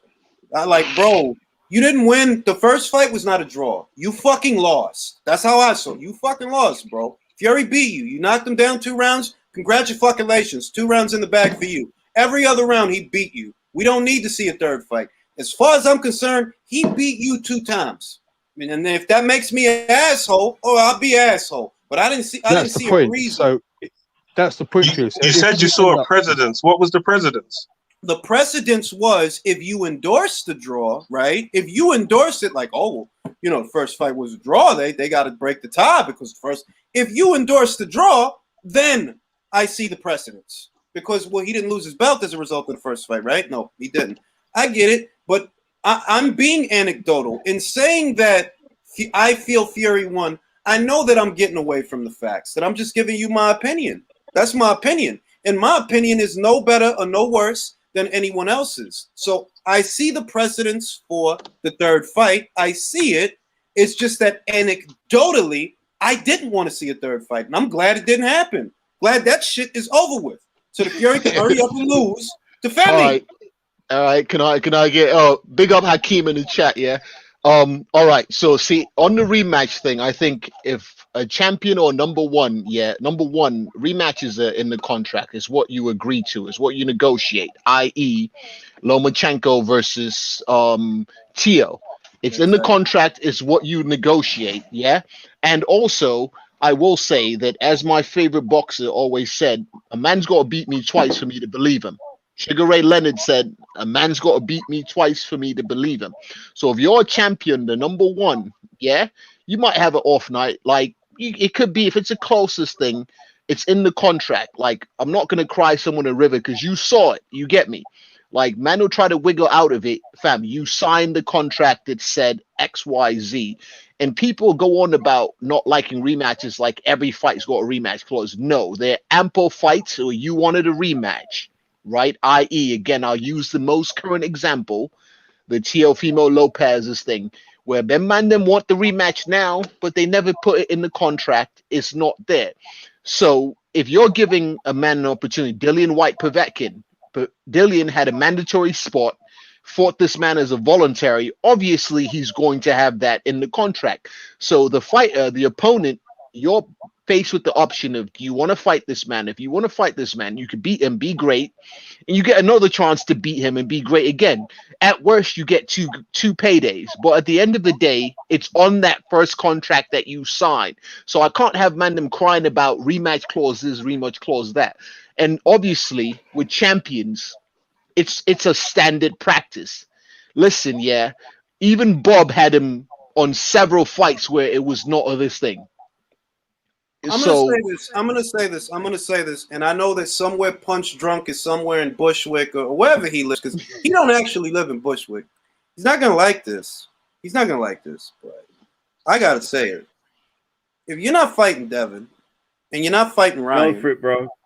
And you're not gonna fucking fight Javante because Javante don't want nothing to do with you. What the fuck? If you're not gonna fight them, why not have a rematch? Are you going now? If you go to 140 after Kambosos, then I can't complain. Like, you just following up on your word. If he goes to 140 after Kambosos, I cannot complain. But if you stay there after Kambosos and you don't fight Devin, you keep telling Devin, do this, do that, do this, do that, do this, do that. Yo, dog, if you're not going to fight him, we know Ryan. They're not going to let Ryan fight him. They're not. And they're not going to let Javante Davis fight him. I'm like, okay, if you stay as a lightweight after Kambosos, there's only so many fights that make sense. Lomachenko is one of them. You know what I've been noticing? I'm not sure if man's trying to like make a heel turn or something because he's been acting all out of sorts. Is he making a heel turn? I mean, he was already a heel, bro. He came up saying Lomachenko ain't shit. Fuck him. I don't fucking. He came up a heel like I don't see a change. I just see Teofimo. That's how he always was. He never liked Lomachenko. He still don't. No, it's not that. No, that I'm on board with that. I love that energy with the Lomachenko thing because you know what I mean. And what he said is right. You lot did not think that he stood a chance of beating Lomachenko, so you never put a rematch clause in. That's just what it is. Because Lomachenko is the man holding at the time with 3 belts. It was on him, right? And you know what I'm saying? Like, Tio couldn't have asked for a rematch clause. It was on Lomachenko to put in a clause for a rematch, and he didn't, which means that he did not respect this man as an opponent. He saw no chance in hell this kid would beat him. So now you made the bed. Yeah, fam. Don't yo, fam, y'all, I can't shed any tears for you. No, You but know what I one mean? thing, one thing real quick with that, I do think he should give Loma the rematch, but he doesn't have to. But one thing Yeah, about that match clauses, with you don't remember when Juan Manuel Marquez ran off on the plug on Pacquiao? That was ridiculous. At some point, you know what I'm saying? You can't give a guy Took the belts and ran. you can't give a guy 4 fights that just run off on the plug. The fuck? So in general, I mean, I think rematch clauses are one of those things which is, it's dynamic.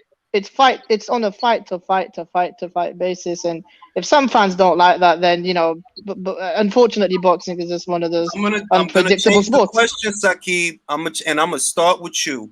I'm gonna change the question, and I'm gonna start with you. Do you want Loma to get a rematch? Yeah, why not? Want? Fucking Do you hair. want him to get a rematch? I'm cool with either way. I'm not that No. as a fan. Do you want him to get a rematch? Yes or no? Yeah, why not? All right, so that's one yes. South London. Do you want Vasil Lomachenko to get a rematch? I won the Haney fight. That's what I want. I like that shit. I like that answer. I like that shit. Battle Rifle. Do you want Vasil Lomachenko to get a rematch? Yes. All right. Mork. Do you want Vasil Lomachenko to get a rematch? If he don't fight Devin Haney, yes. All right. Virtuoso. Do you want Vasil Lomachenko to get a rematch?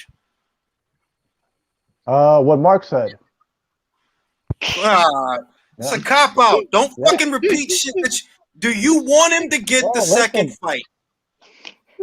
Yeah, I mean, it's just what the fuck does Teofimo wants to do? Like, I don't know, because like he's not gonna get the unification like winner of Ramirez versus Taylor anytime soon.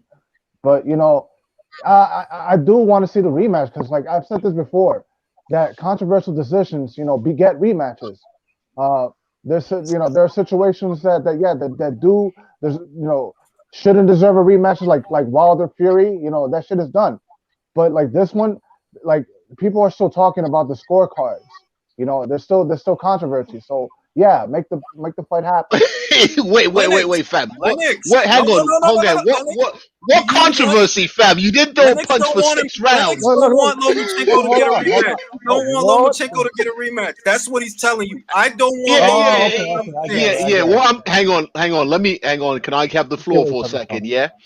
I can't see what controversial decision. Yeah, there was no controversial decision there, fam. You got your ass beat. Newman's scorecard was controversial. Julie Newman's scorecard was controversial. You could tell me that you had.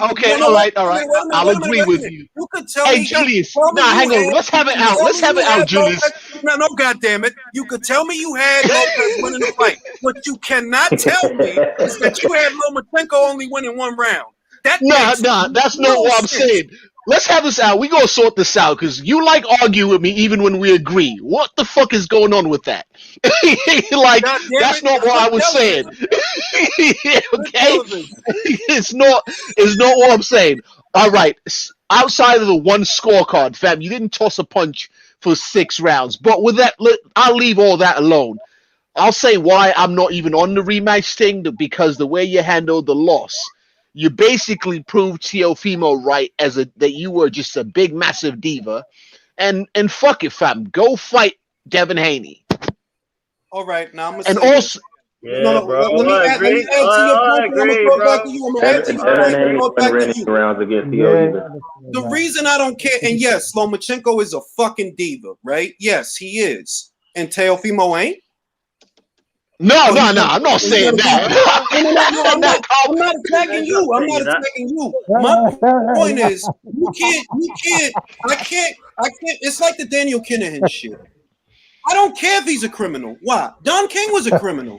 Jay Prince was a criminal. F. Tandil Kursidze was a criminal.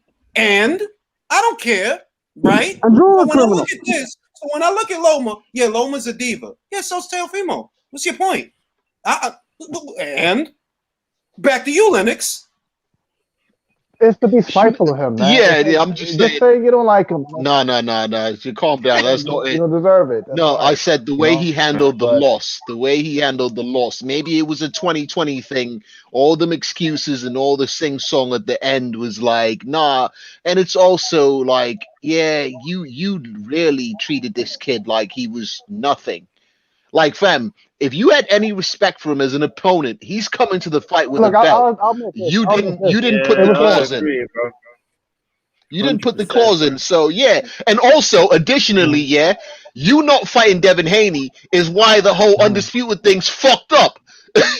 So you know what? You can eat a bag of gummy dicks and go clean up your mess. Can I ask a question though? Wait. That's Does not all anyone? his fault. No, he told him to go eat a bag of gummy dicks. That is Whole not thing's all going to TFC's pot fault. That is belly. true. That's Am I the only Superman. one who remembers No. why the Listen, contract got fucked with? Everybody, calm down. Let's Big get K's turn. Mark's Big views. I K. want to say, bro. Big K. Do you want? Not should, Sorry. not shouldn't. Do you want Vasyl Lomachenko to get a rematch? Yes. After the second half of the fight, Lomachenko couldn't miss Tio for 6 rounds. He couldn't. Every time he couldn't miss him. So yes, I want to see it again. All right, Small Heath. Do you want Vasyl Lomachenko to get a rematch? Come on, man. I roll with H Money, bro. He's like Devin Haney's fucking. He's like his teddy bear, bro. So I'm obviously gonna want the Devin Haney, and to be honest, if I'm with H Money. So listen, the Lama fight against Teofimo. If that rematch happens, we will all watch it. We're all gonna watch it. We're all gonna love it. We're gonna lap that shit up like it's fucking gravy, bro. Exactly. But listen, I do actually think. Listen, boxing is what it is. The money's not really at 130, is it? He wants to get up to 140. He wants to get up to 147, and it's only a few pounds away from him. And that few pounds is millions, tens of millions of pounds. Now, hold on, Heath. I'm gonna tell you what. Believe it or not, there's more money in a Lomachenko. There might be more money in Lomachenko versus Lopez too than Lopez versus the winner of Taylor versus Ramirez. There might be. Everyone in the YTBC, saying that. They're saying that there should be a Loma Tio rematch, and I agree with you, bro. But what is Loma about? Is he the man that we think he is, bro? Shall I tell you a bit of a truth about him? Wouldn't fucking take the rematch, bro. You don't think he take the rematch? I think he won't fucking turn up for that. Woo! That's straight with you. That's a hot take. Why not? Why not? Because I saw his face when he walked out the ring after he got beat. Ooh, that's a hot take. And I know psychology. I know, yeah. Ooh. Yeah, I know psychology with people. I looked at his fucking face, bro. Do you know when AB walked out with after Maidana? Loma wasn't even hurt, and he had the same look. He had the same look that AB had when he walked off. There'll be no rematch, bro. And I will bet you any money on that. You know what's funny, yeah? You know what's funny? People are like, yeah, he should get a rematch. But hold on, if we just slow our roll for a second, you were supposed to fight Haney. You said, no, I want to be French fries champion. Yeah? And then you go and give a next man an opportunity. Don't put the rematch clause in because you think you're going to wipe the floor with him. You get your ass handed to you. You lose, and now you're saying shit about your shoulder. Listen, bro. Get out of here with that stuff. So, in other words, fuck you, Loma. Fuck you. That's what that means. Fuck you, Loma. We don't trust him, bro. We don't trust him. It's not the fact that we hate him. We just don't trust him. Look, a part of the reason that I want, and I don't. All right, let me try to make this clear. Teofimo doesn't have to give him a rematch as far as I'm concerned. And if he doesn't, I won't criticize him. Like, well, he doesn't have to. So there it is. But a part of the reason I want to see a second fight is because of the drama. Psychologically, yeah, that's heavy shit, bro. You got to go in there with this same guy. And if he's right, if he's telling the truth that his shoulder was fucked up, right? If he's telling the truth, we're in for a motherfucker. As an audience, yeah, we in for a motherfucker. Hey, shoulder ain't fucked up now. What you gonna do, Lopez? What you gonna do? It's good television. No. Basically, he got greedy. If your shoulder's done, like David Hay, they get greedy for money and they want that. They still want the fight. They still want the fight to go ahead. Listen, if you're injured, cancel the fight. Cancel the fight and reschedule the fight. I agree. No, I agree. If it's that bad that you're gonna make excuses after the fight, cancel it because nobody want to hear that shit. Nobody. Yeah. Great. I mean, as much Great. as we do you want? about it. Do you want? This is just you wanting it. Do you want him to get a rematch? Absolutely. And here's the thing. Here's the thing. It was a title match. It was a pound for pound fighter. And I think we have to be honest here. Does any of us know what will happen in a rematch? And that's the beauty of boxing. We don't know for sure. No one could tell me, okay, Tio's gonna dominate him again. Just the way that fight panned out, we don't know what will happen. And that's what I like to see. That's the kind of fights I like. So I definitely want a rematch for sure. I want to see it. Now, a word from H, a word from Ahmed. He just posted this on I know this is gonna be good. He just posted this on Twitter. Let me see what he's talking about. I ain't never carried a gun. I ain't never hurt nobody badly. I ain't never had no interest in it. Wouldn't know how to set a nigga up if I tried. I know this though. These other niggas do. I know when I go to Dallas, tell them, Drew, tell them mine. When I go to Dallas, I show up either a half hour early and circle the block 3 times. And then I show up 15 minutes late. And I stay in that bitch for 3 minutes and 30 goddamn seconds. Why? I walk up to the person that matters, whose name is Rick Ross, through CC. I touch CC on the shoulder, and I say, tell him respect. Because there ain't no fucking way. All this money and all this red is here and he ain't. He was on my channel. I ain't dissing CC. I ain't stupid. I ain't dissing CC. I want to be able to walk through the streets of LA, and I don't want no Crips touching me. And I don't want no Bloods walking. Niggas, Bloods ain't touching me no goddamn way. But I don't want no Crips touching me. What? So I'm gonna do that. What am I listening to? What is the context of this shit? What is that? With a worried look. Is that the MTV? What is this fool talking about? Who you come with? That's what the nigga told me. Hey, bro, who you come with? Like, nigga, you ain't by yourself. I said, yeah, man, I'm by myself. Nobody touch me. Yo, I can't. Look, I'm gonna tell you something. Yeah, when the dust hat started having Wait. Before anything. Why is he on helium? Wait. Somebody sped up the audio. But look, I'm gonna say now they went from boxing pundits, the folk and Crip and Blood and every Sky High Pyru and non-Trey Gangster. Like, bro, these kids got beat up in high school. But who's that? That's the LDBC? Like, Who is that? That was Fanny Fanon, bro. He talking about he don't Oh, want. it sounded like him. I thought it That's was him, bro. He over there wailing out because he seed up. He see walking wherever he live at. Hey, ring out you. I know we like this. Hey, aren't this man like 50 something though, fam? Aren't these men like 50 or 60? Yo, look, this is my psychological profile for a lot of these cats, right? When they was young, they probably It's being old. It's being oldest, bro. It's being oldest, bro. Listen. That shit that people do when you ain't do when you ain't do all your wild freak shit in your teens and your 20s, like me, right? When you ain't do all that crazy shit. You gonna be 50 out here talking about Bloods and Crips. Like, bro, why you even talking about that, bro? You get prostate exams.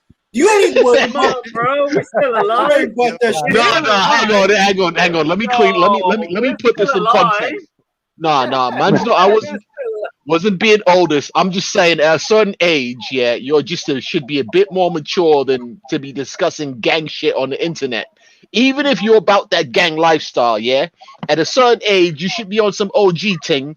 And not on the internet, and you're supposed to be a lawyer doing all the self-incriminatory shit on the Nah, it's full of FBI's shit. Well, I internet. told you that dude is not. Yo, Yes, I sir. ain't tell you, but I've been said that dude is not a lawyer, bro, because he said that mediation arbitration was a court proceeding. When mediation arbitration happens outside of court, so that you don't go to court.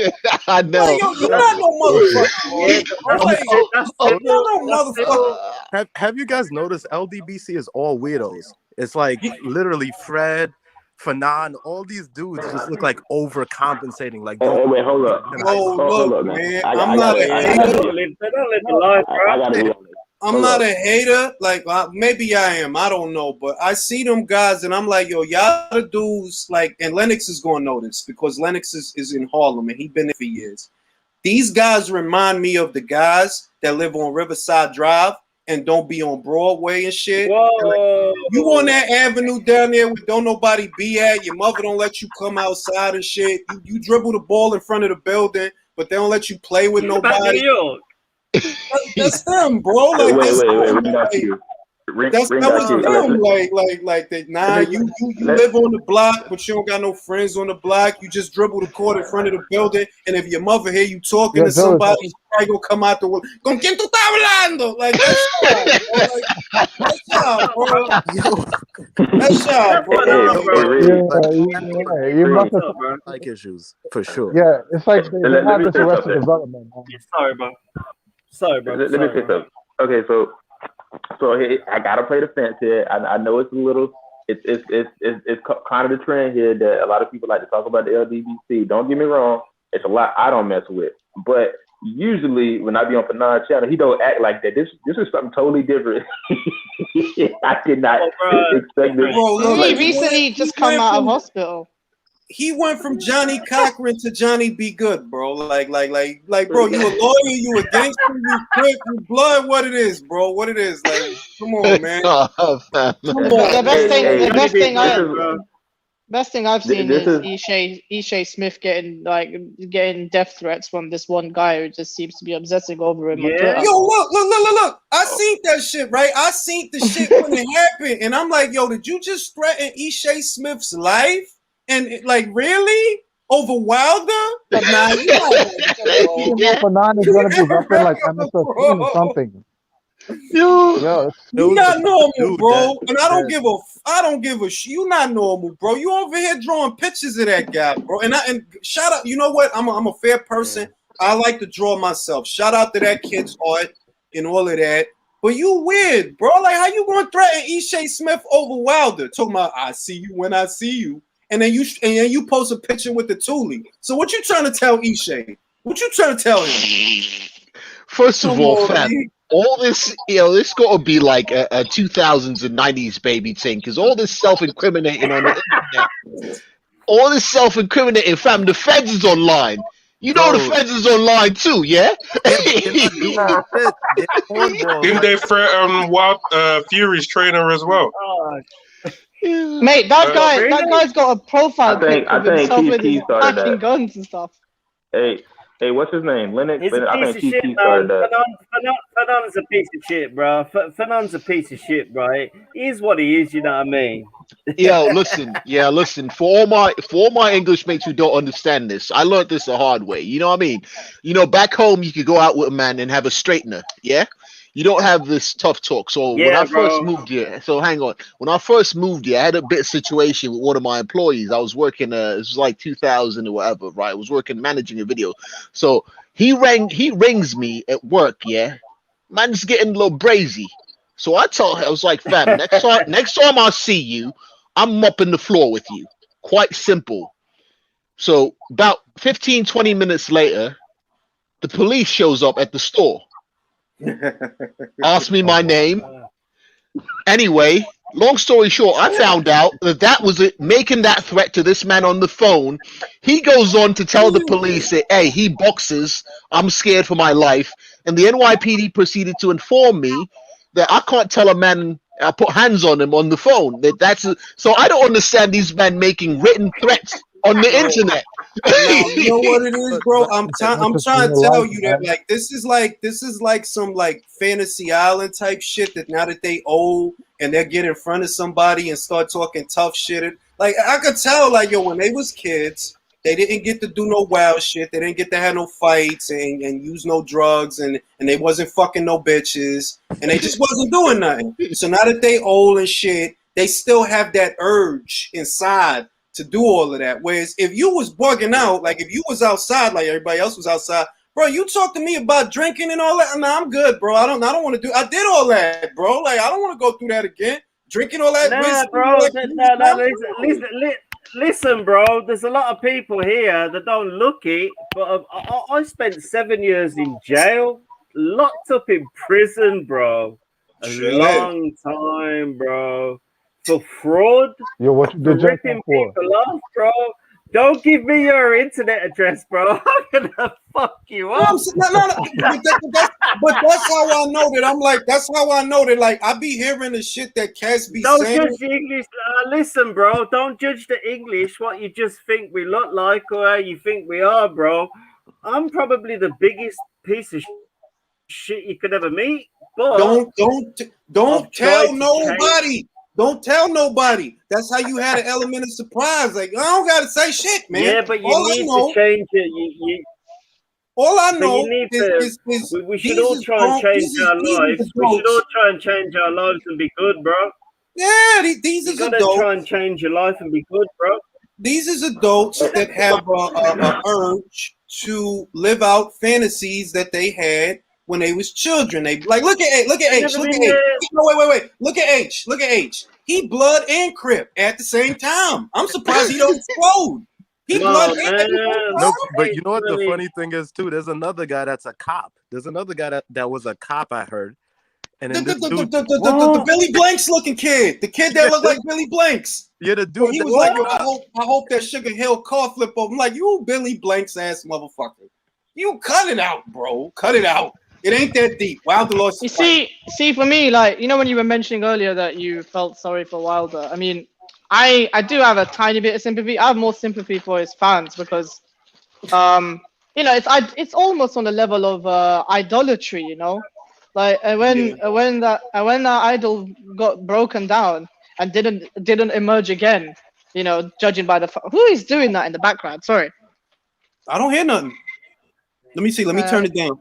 Go ahead.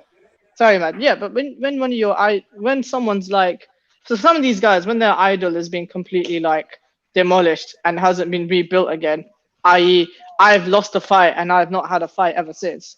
I think they're not boxing fans. These are, Deontay Wilder fans and Terrence and Errol Spence fans and XYZ fans, which is fine. Which is, by the way, which is fine, and I don't have any problem with that. But it's when it feels like for some people, their very existence is beginning to melt in front of them. They're having an existential crisis, so they're just gonna go and threaten a guy who's a pro boxer down the street or something by showing him that I have. Look. Look.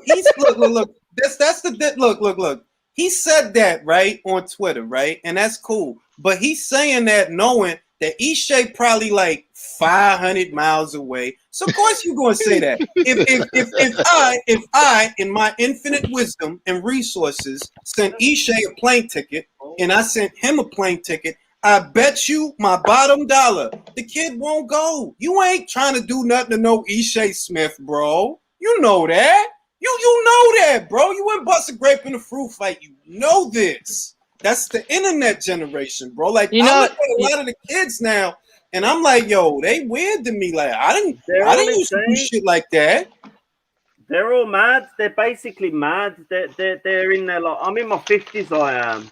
I look good for my age, bro. I'm in my 50s, but come on, bro. You wouldn't think I was in my 50s, bro. Listen, I'm a look, bro. Look, Heath. I'm gonna let you in on a secret, and only me and you gonna notice. Crime keeps you young.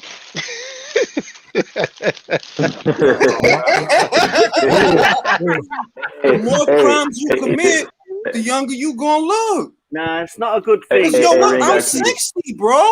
No, I'm just playing. It's about thing, man. Hey, Ring got you. Yo, Ring, we know you Puerto Rican, but you ain't that young. I mean, you're Hey, that yo, old. fuck you, bro. Fuck you, bro. I said, It's fuck not you, look bro. at me. I'm pure white. I'm pure Oh, white. hey, Look hey, at me, fam. bro. Are those still fighting words, or is that like a peace thing now? Because calling a Dominican Puerto Rican used to Nah, automatically I mean, mean yeah, you lot had to. that's that. I don't even. You know why I Guy don't get? I cracks me used up, to bro. get mad. Believe it or not, when I was young, when I was like a teenager, that was generally a sore Oh yeah, spot. you're right. But You're right. He is the older my I bad. got, the more I realized most people don't know what Dominicans are. So, like, most people don't know. Like, so it's like, yeah, I dig it. I dig Yeah, it. you ain't gonna meet too many, at least in my But area. You ain't listen, gonna meet too battle. I'm many. gonna tell you this while you young. Commit more crimes. No, bro. No, don't take that advice. So basically, No. Bro. You'll end up like you're me. saying You don't end up basically like me. You don't end up in prison or in the fucking Nah, you bro. ain't gotta get Don't caught. You do ain't gotta crime, get bro. caught. Don't get caught. I'm not telling him to get caught. I'm but always commit getting more caught, bro. crimes. I'm always getting caught, bro. yeah, more I get what crimes, I get what you bro. mean, Ring got you. All Ring got you. right, I get what all you right, mean. battle. Just You do mean that, down. and it's like vampire shit, yo. Just commit more crimes. All right. Yeah, go out at night. You know, basically download pirated DVDs, boot your neighbor's car. Yeah, like you walk a couple of times, what? like off the mattress or whatever. Walk Can around we, with an open container. Don't pay your parking ticket. You be alright. On a serious can we address this super chat? Crime's Yeah. not good, bro. Crime's not good, bro. Don't forget Theta. That's a rumor, bro. I don't know. Look, to Lennox. Reporting. Sorry. Reporting. Oh, that fucking piece of shit, Ellie Sackback. The fucking, I fucking hate him, bro. I hate that guy, bro. I respect his work ethic. I honestly do because he's been at it for years. But as Come far on, as bro. as a boxing fan, if I want information, I'm either gonna go to Coogan motherfucking Cassius, motherfucking Michelle Joy Phelps, motherfucking Boxing Social, Rob Tebbett, because the shit he asks is like, bro, who do you think wants to know that? Nobody wants to know about Davis's new watch or Broner's new, like nobody want to know that. Like He's the WBO champion of boxing journalists, though. He's got a belt and everything. I listen to a lot of things that aren't necessarily. Julius, do you have a WBO belt of boxing journalism? He has a WBO title? Mate, I think I have the WBO in one of their conventions gave him a commemorative belt. Wow. It was either that or the Wasn't we WBA. making jokes about this like last year? Wasn't we making jokes about this last year? I believe it was a WBC. It was a WBC. It would be no, not for nothing. It would be a WBC title, wouldn't it? I'd rather listen it to would be. Steve and yourselves than I would do Sec. I've not listened to Secback for 6 years, bro. I click on your videos. If Sakib did videos, I'm not clicking on fucking ballsack. Yo, bro. Lennox, it was the WBA. It was the WBA. Oh, wow. All right. I was off by a letter. I guess where he's put it down. Wait. He's got it on his LinkedIn as well. He's a WBA champion? He's a WBA champion. I've got to read this. Nah, man man said he's got. Rob Tebbett is mandatory. Rob Tebbett is mandatory. He can't beat Rob. He can't beat Rob. Crazy, bro. If Setback, dude. Who just said Ellie Setback? Who just said Ellie Setback? And Helen Yee and Michelle Joy Phelps is going to fight in the WBA eliminator this weekend in Fantasy Springs. So it was given to him. It was given to him in the WBA's. It was given to him in the WBA's China exhibition, China convention in 2019. Yo, I can't get a WBA title. I can't get a WBA title, bro. Fantasy so just to round this off, he's got a belt and you don't. That's all I'm saying. Yo, that's some bull. Yo, just to be clear, Sekback is the franchise. He's the franchise champion. He don't got no man. Listen, Michelle Joy Phelps is not going to lace up. Hey, Michelle Joy Phelps is not going to lace up no gloves after Billy Joe Sanders went to town on her in that little sparring match. Yo, we not go. Look. We not going to. I heard things, right? But I just heard things. It's just shit that I heard, and I ain't gonna get into it. I ain't gonna Yeah, get. I heard let's a keep lot of it shit. boxing. Let's keep it boxing, fam. Okay, Let's keep but it boxing. Let's keep it boxing because as far I as heard a boxing lot of wise, shit that I ain't gonna say as far here. as boxing wise, they gonna give these journalists belts like titles. We should have fights between the Wait, battle. Ellie stack back, Marcos Villegas. Who wins that fight? Wow. I gotta go with Ellie Setback, bro. Yo, Lester Gibbs beats all of them though. He's around Robert Garcia. Like, he can fight. He can fight. He's around Robert Garcia 24/7, bro. I gotta give it to Ellie Setback. Damn, that's true. No one's That's gonna true. go with that, bruh. That's true. Mr. Garcia has a lot of patience. What's Ellie's weight class? Bridger weight. Peanut, bro. Peanut Bridger weight, weight. bro. Peanut weight, bro. Peanut Bridger weight. weight. I was hoping man was near 160, 168. I might start a YouTube channel just so I could challenge. He could cut down the cruiserweight if he His wants to, mango bro. weight, you know, a mango like that. That's fucking Setback's mango weight, bro. He said he mango weight. Fucking mango weight, bro. If they all fight, We gotta stop playing. We burning bridges here. We burning bridges here. All this shit could be recorded and used against us in a court of law. I didn't say nothing. No, fam, it's banter. It's bants. It's bants. It's bants. Mate, I was bringing it up as a point of praise. So I don't know what you guys are talking about. To be fair, are you going up with your support? So you And all I'm saying, I was using it as a point of motivation that maybe I open up a YouTube channel so I could challenge one of these men for the belt. You know what I mean? If they're gonna have what's the championship? You know what I mean? I'm good up to 6 rounds, so we're gonna have a nice 6 rounder. Just make sure to get a rematch clause. Make sure to get a Open the rematch channel, clause. bro. Open the channel, man. You should open. Who's this guy from London? You should open a channel, bro. Do a channel. Ain't gonna kill you, is it? You know what I mean? Do you know what? Yeah, the only reason why I ain't opened the channel yet is because of people like Ring IQ. I listen to that relay all the time. I'm just like, shit, fuck opening the channel, bro. Yo, bro, you covering your face up. Listen, this guy at the bottom, he lives in Croydon, bro. He's been on the fucking what's that tram that you get to Addleston? Listen, he needs to take that mask off, bro. I dig it. Look. Listen, bro. I'm gonna say.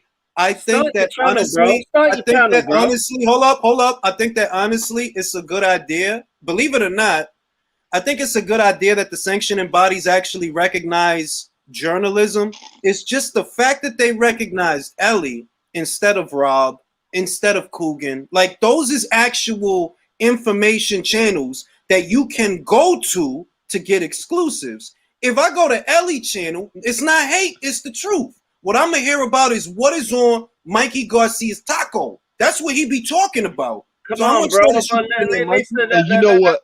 That's a valid point because it got to a point where I don't bother reading. What's that boxing this thing? Oh my god. Boxing social. No, not boxing social. They tweet a lot, but a lot of times the articles. No. It's a boxing site. Hang on. I'll if I just open up Twitter, I'm sure one of the articles will come up. Boxing scene. When half the time boxing scene articles are transcribes of IFL TV interviews. Exactly. So it's like, what's the point? And then you know what really gets on man's nerves in that, is when they misquote or they mistranscribe or they kind of, you know when Eddie Hills says things tongue in cheek. He's you know what I mean? He's a piece of shit. Hang on, fam. Can I get my point across? They don't, whoever writes for boxing scene might not understand British wit or tongue in cheekness, and they put things on there. It's all out of context, and next thing you know, Twitter's into this thing. I'm like, nah, but man didn't say that. Why don't we just watch the actual interview? Yeah, I think that it should be an annual awards show, right? Annually, for those that the punditry in boxing. And it should feature Michelle Joy Phelps, Coogan Cassius, Marker, all those different channels, because those actually are news channels. Those are information channels. If I want to know about something, I would go to them. Mostly, because the best shit comes from IFL. The best shit, like, really. And I'm trying to get a job with Daniel Kinahan, so I mean. I used to work for him. I used to work for Kinahan. Now listen, I used to work for Kinahan in a bar, place called the Lyndhurst in Birmingham, and I worked for him for about 4 years as a barman. He's a good guy, right? I'm Irish descent, but I'm from Brum, and I'm in my 40s now. But back when I was at university, I was studying civil engineering, and that they gave me a job. I went on from that, and then I went back to work for them again when I come back from Paris for the Kinahans and that. All I can say about this, I used to train there. I used to box there. I did my sparring there for 14 years. You know Joe Egan, he was the heavyweight champ who used to spar with Mike Tyson, Joe Egan. Mm-hmm. I used to work out with them for years. I'm in my 50s now. I still Crime. Yeah, my hair's still all right. Crime. There you go, I'm 80 years old, bro. Crime. But I'll tell you one thing, bro. All this stuff they're saying about Kinahan, they're saying he's doing this with the drugs and he's doing that with the drugs. Listen, you're gonna have to prove that fucking shit, bro. Hey, listen. He's all right. I never seen him hurt nobody. He never did nothing to me. So in the day, bro, me. you're getting the BBC, you're getting the British paedophile organization. These are guys who've actually protected the royal family. The me and all these other brothers who are on this chat with you have to put up with. All us brothers have to fuck Saqib, this guy from South London, this other guy. We have to live under this regime. A regime of bizarre creatures, bro. Bizarre people who've not got kids or they've not done anything. They're basically politicians who prey off children. Kinahan's never done that. I'm gonna say this about Daniel. I don't know if any of you seen Daniel do something, but he cool with me. He come to my house, watch boxing. I used to work for them for 4 years. That I was offered a job. Now listen, you're actually talking to somebody who actually worked for them. I used to work in France through them. Nothing has ever been brought in terms of drugs. Nothing's ever been brought into the government. Listen, it's all a takedown of him because he's doing something in terms of boxing. Don't get me wrong. No, listen. No, I'm not going to get. I've been to prison many times, robbing cars, doing this, that, and the other. But what they're saying about him is completely out of order, bro. And it's not right. They just want to destroy boxing. They've got no proof. Prove it. Prove that somebody's been bringing millions of pounds worth of drugs and billions of pounds. You've got no fucking proof, bro. That's the same thing I said. Look. It's either he's really good at what he does or he's not doing it. But either way, I didn't see him do anything. Listen. He can't be that good at doing what he's doing. Everything is surveillance society now. Everything is all under cameras, all under your phones. One call and you're gone. So they are stretching to get him. They want him out of. They want boxing gone. They want our culture gone in terms of all us guys loving boxing and loving what we like. They want to destroy our culture. They want everything about anything that men like destroyed. And basically, I'm sorry for waffling on about it, but I worked in a pub for 3 or 4 years, the Lyndhurst in Birmingham, and there was Topless. We used to have Topless and all these guys that you love at MTK now used to go away. Listen, an absolute load of bullshit. And I'll come on in. Gentlemen, hear ye. I'm going to end this live. I got to do something. All right. Always a pleasure. And remember, crime. Battle. What's up? Crime. What's up? Remember, crime. Right? I got you. Y'all stay up and commit more crimes. I'm just playing. Don't do that. I don't want to lose my stuff. Take care, everyone. Cheers.